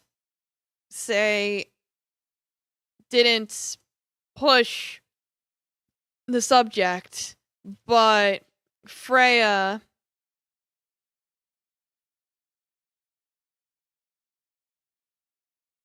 the melancholy, that might be a good word. The melancholy of the situation.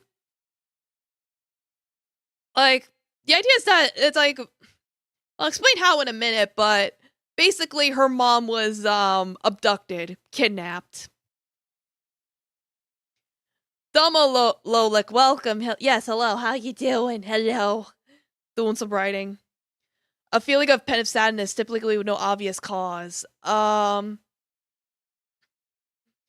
yeah, it's like, well, the idea is that it's like, it's like, okay, her mom's alive. What happened to her? And it's like, it's revealed that her mom was kidnapped. And since it was just her and her mom, and she was all by herself, Santo took her in.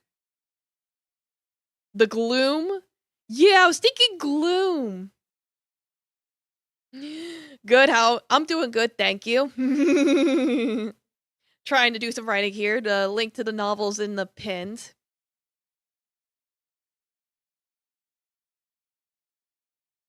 Then push the subject.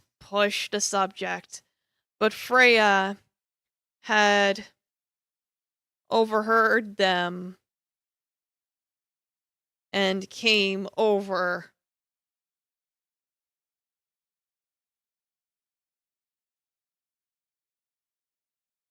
And a gloom descended? I don't like that. Like, it's sort of like she's like talking about her mom, like, oh yeah, she was so cool, and then, oh yeah, but she's not here.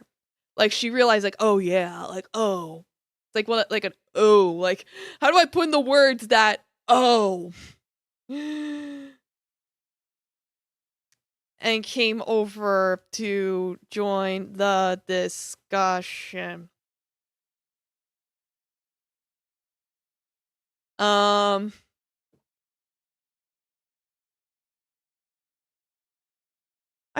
Should I name her mom?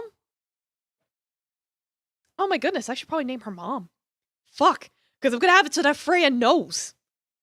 Shit. I need a fucking Asian name. Thank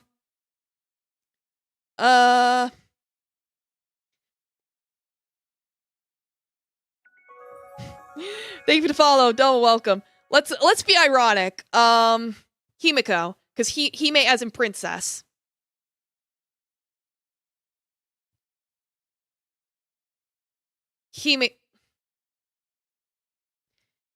Himiko. Was it? Freya said. Freya.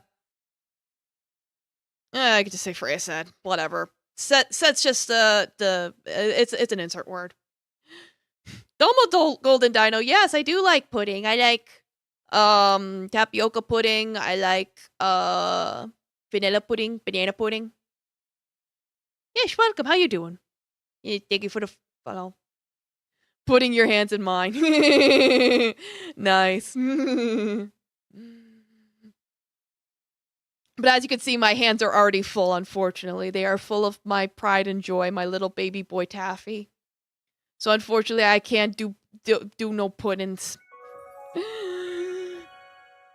But thank you for the follow. Arigato. Welcome, how you doing? We're doing some writing. Links in the pin, if you can see the pin. We're moving past it. I might think of a better word later. Can't blame for trying. Yeah, it was an attempt. Like, you made an attempt. Yeah, Himiko was it? Freya said. I remember her. She... Yeah,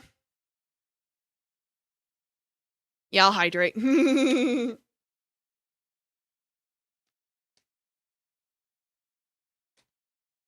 Yeah, I probably won't get to the play part today. I'm probably gonna finish this stream with this scene of them talking about Ayako's mom.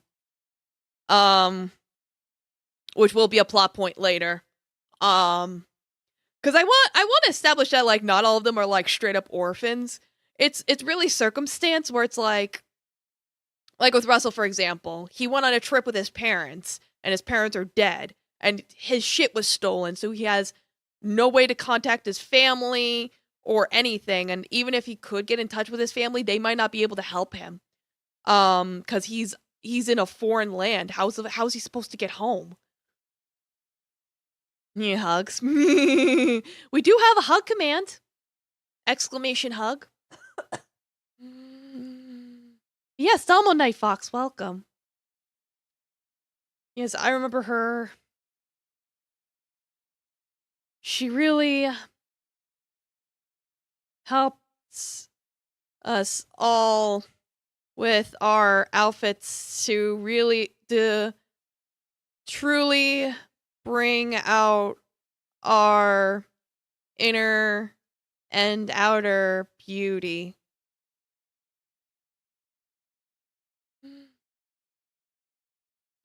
Yeah, it's like all we can do is send you enough money for a good pair of shoes.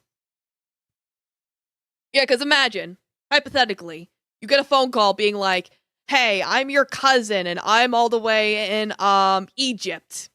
And I have no money or anything to get home. What would you do? You'd probably do nothing, right?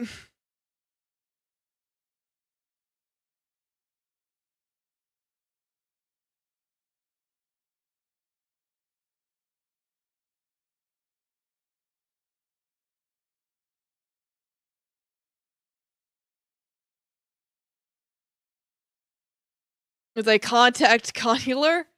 I don't know. It's like I would answer because you have unknown number silenced. Yeah, it's like you get an unknown number and you're like, who's this? That's why I'm like, yeah, I'm sure you would probably ask yourself like, why don't the kids just call their relatives if they want to go home? But it's like, what? It's like, can they? Coscular? Let me Google that. I don't even know what that is. Like, I don't even know what that is. Office, supports citizens abroad. Oh, so like a government. Yeah.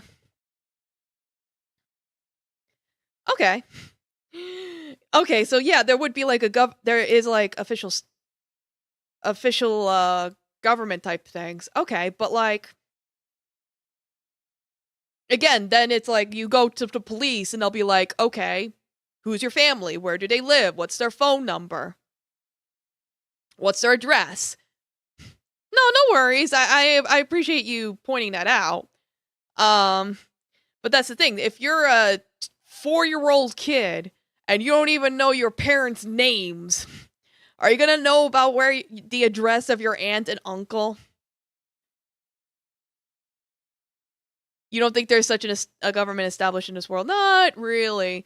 It's like you're thinking of like U.S. stuff, and it's like this is not really U.S. based. This is like they're in a desert, so we're thinking on desert logic. So I'm sure it's like, and I did have one of the characters already explain that the government doesn't really care if a bunch of kids are just running around. It's like if a kid goes to the police being like, help, my parents are dead and I don't have a home, what do I do? They're gonna be like, can't fucking help you, kid. Yeah, sci-fi desert logic. They'll be like, nothing we can fucking do, kid. Good luck out there. It's that kind of shitty world. One of those sci-fi dystopias. Yeah.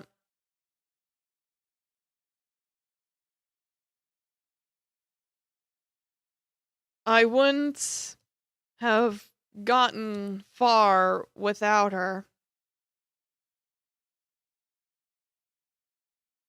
Yeah, the slavery, that's a risk, yes. That's the thing about Nevertown is it's protecting these kids from God only knows what. That's the point of Nevertown is to protect these kids. That's why this town exists, is because Santo's trying to save these kids. Because he knows what'll happen if no one else helps them. So he takes them in and helps them out. And of course, every kid's gonna be different. Yeah, bandits, slavers, capitalists, exactly. It's like, it do just be like that.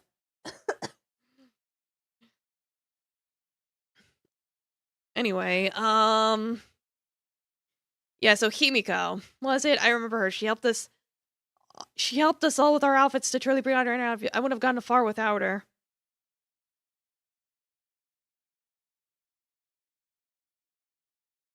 That does sound like her. Himiko Ayako said, then sighed, what's the word? Wistfully? Wistfully? Is that the word I'm thinking of? Yeah, it's like for real, for real. Wistfully. Let me Google that. Make sure I'm using that correctly. Yeah, having or showing a vaguing or regretful longing. Okay, so I am using that word correctly. Yep. Then sighed wistfully.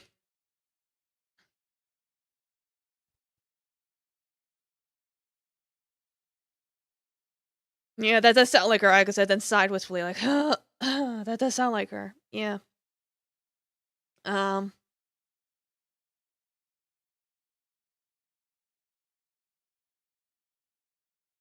But one day she didn't come home. No one knew where she went. Someone saw her being pushed into a limo.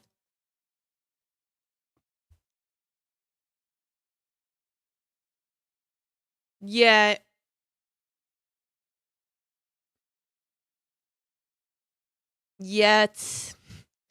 but picture star character Himiko. Sure. It's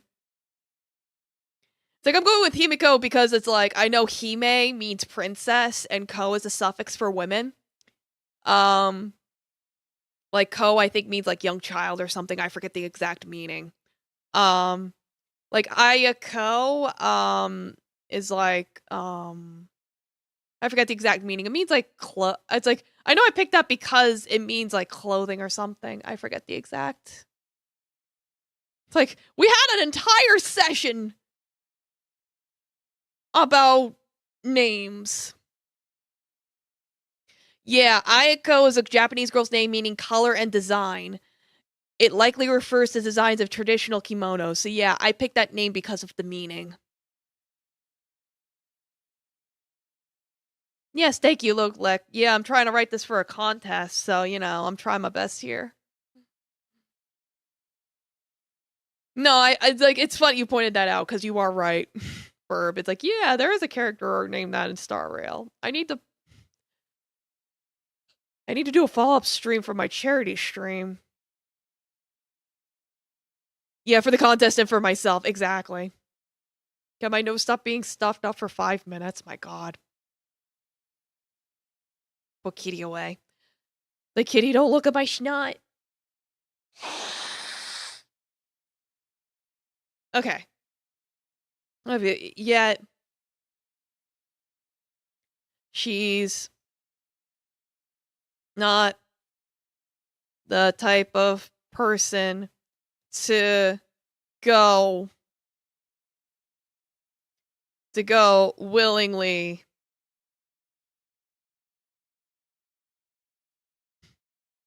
It's like clogged their nostril. No. She's not the type of person to go willingly and drop everything.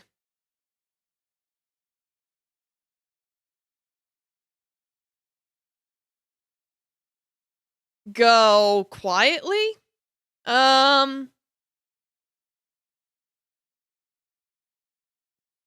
me to drop everything and leave town willingly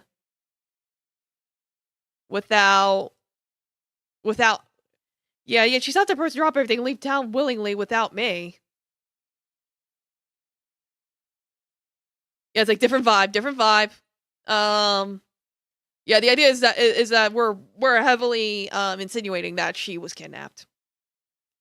Or to some extent, like something happened to her, like she got pushed into a car and was never seen again. So she was probably kidnapped.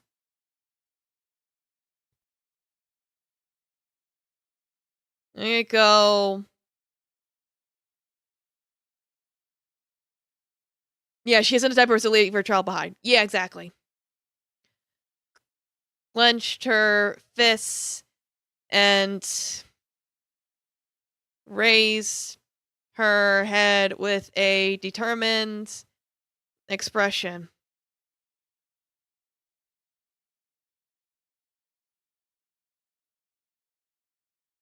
I'll find her. When I'm an adult, I'll open my own store and use the money to get a search party or to hire someone who will, or how do I word this? I'm an adult, I'll open my own store and use the money to hire a detective to discover the truth. It's like, I'll find her. When I'm an adult, I'll open my own store and use the money to hire a detective to discover the truth.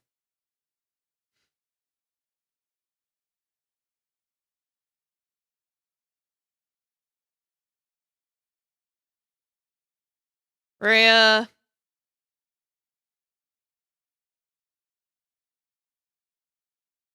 Yeah, it's like, when I'm older, I'll open a super successful store and make enough money to go find her.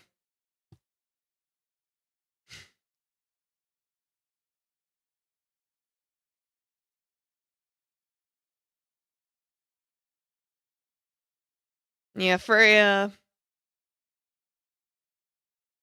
placed a supportive hand on Aiko's shoulder.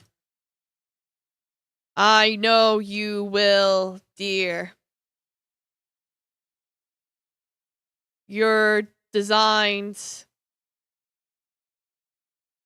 will blow everyone away.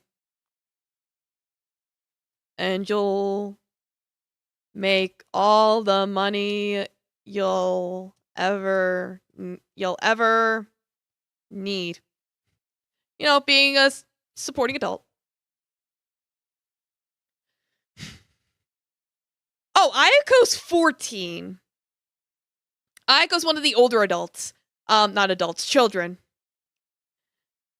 I should have pointed that out, sorry.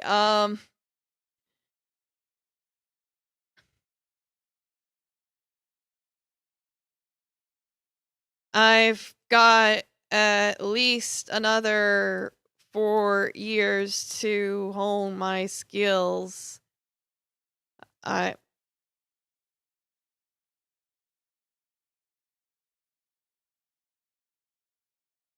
got at least another years to hone my skills.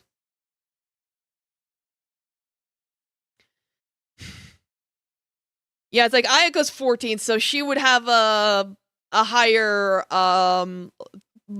track of logic.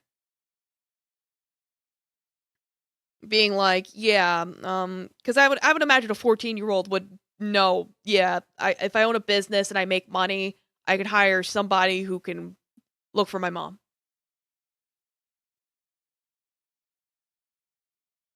I've got at least another 4 years to hone my skills. Yeah, I think that implies that she's not an adult yet.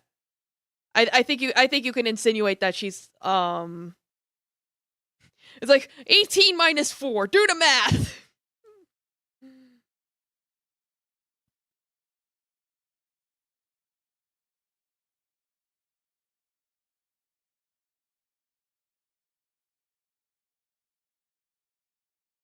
You'll get there, Piper assured her.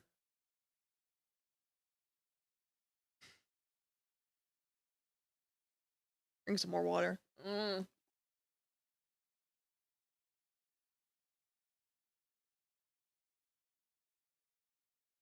Yeah, it's pretty direct that she's getting close to adulthood. Yeah. So it's like she's got a plan, she has a goal. So she's like, I'm gonna be a. It's like she has a goal, she has a drive, she has ambition. So it's like part of the reason why I wanted to follow up with Aiko, even though this chapter is mainly about the younger kids and the younger kids are the plot point, is to follow up on the last chapter where she was kind of a jerk and being like, "Oh, I don't like how this is burning my hands." Because she herself even realized she was being insensitive by saying that to the person with fucking robot arms. So it's like she's still immature, and that, you know, she'll throw a fit sometimes, but she's old enough to have an idea of what she wants to do with her future, if that makes sense. It's like some of the kids are going to be developed like that. Like the older kids are going to have goals, what they want to do with their life. Yeah, she's a tween, exactly. Even if it's not like crystal clear what they want to do or how they're going to do it, they at least have an idea.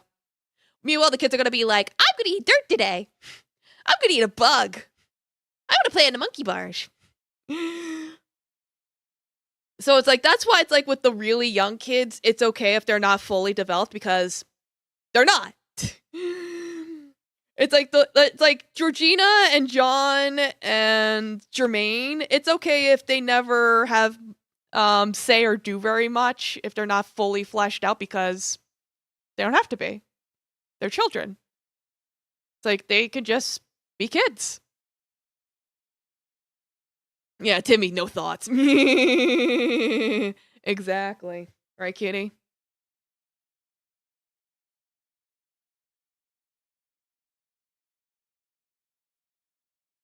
They're a yell from Rishi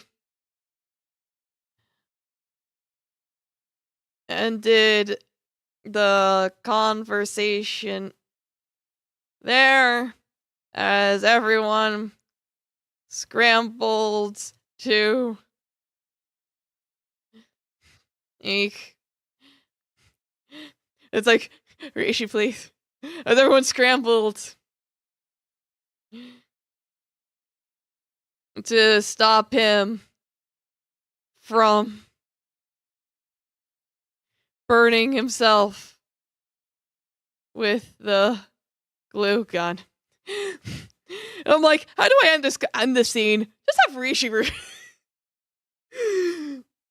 It's like, oh boy, a glue gun.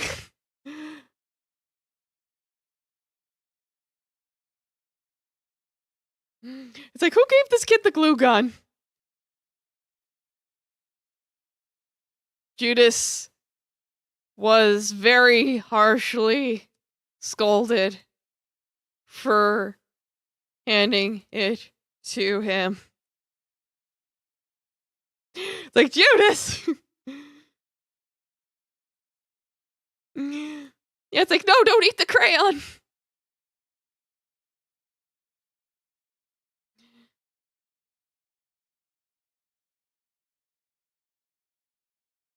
Scolded very yet he simply shrugged it off with his guilty hands.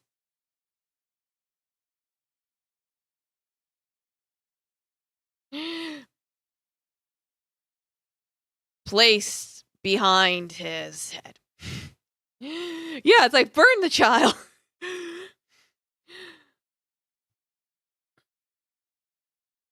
Yeah, a horrifying yell for Rishi ended the conversation there as everyone scrambled to stop it from burning himself with the glue gun.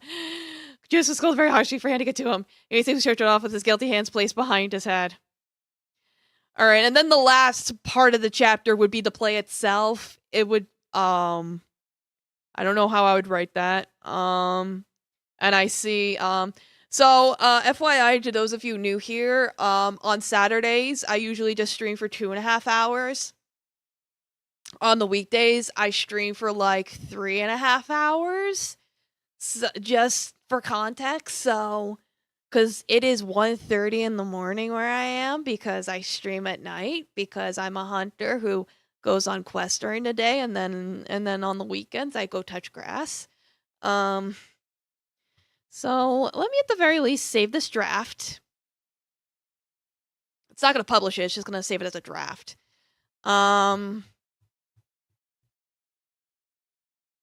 And yeah, I am EST. I am in the Americas.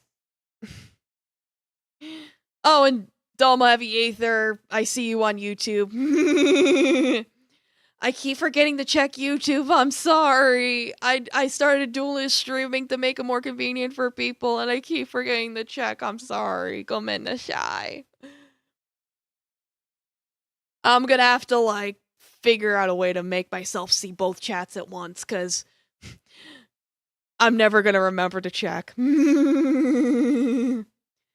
yeah, thank you all so much for coming. This was a good session. So yeah, like I said, the script, the link to the novel is pinned. No, I'm not ignoring you. I really am just, like, super forgetful. I'll post the link one more time for anyone who wants to look. So it's, like, probably tomorrow night I'm probably gonna finish writing this, maybe, if I have time, or Monday or something. And then I'll publish it, and then you guys can look at it, and then we can go from there. And next chapter is gonna be, about Talus and his assistant. We're gonna get, like, his... Yeah, the chapter, I mean, yeah. Not the book. This is chapter 7 out of 15, question mark.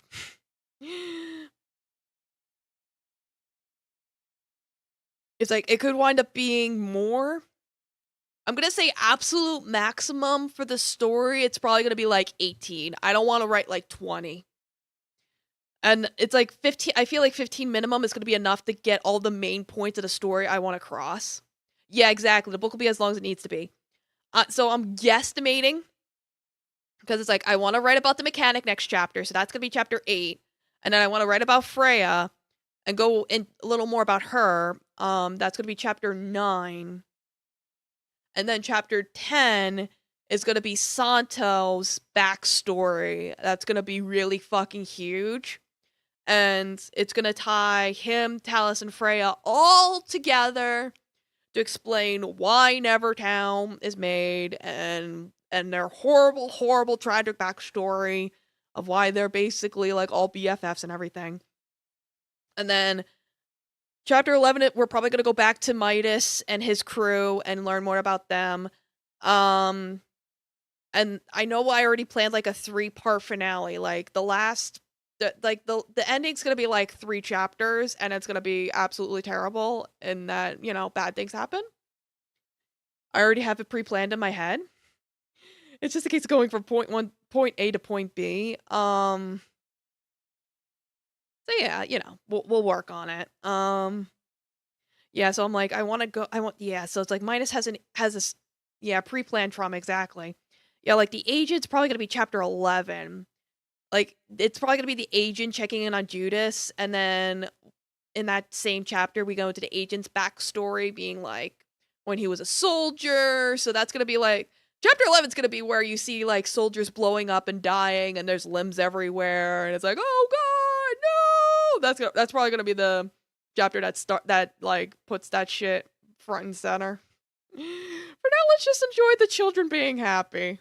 You know. Alright, anyway, thank you all so much for coming. Let me see. There's not a lot of people live. Who can I raid? Let me drink my water, my goodness. Mm. Mm-mm. Okay. Yeah, I haven't raided this person in a while.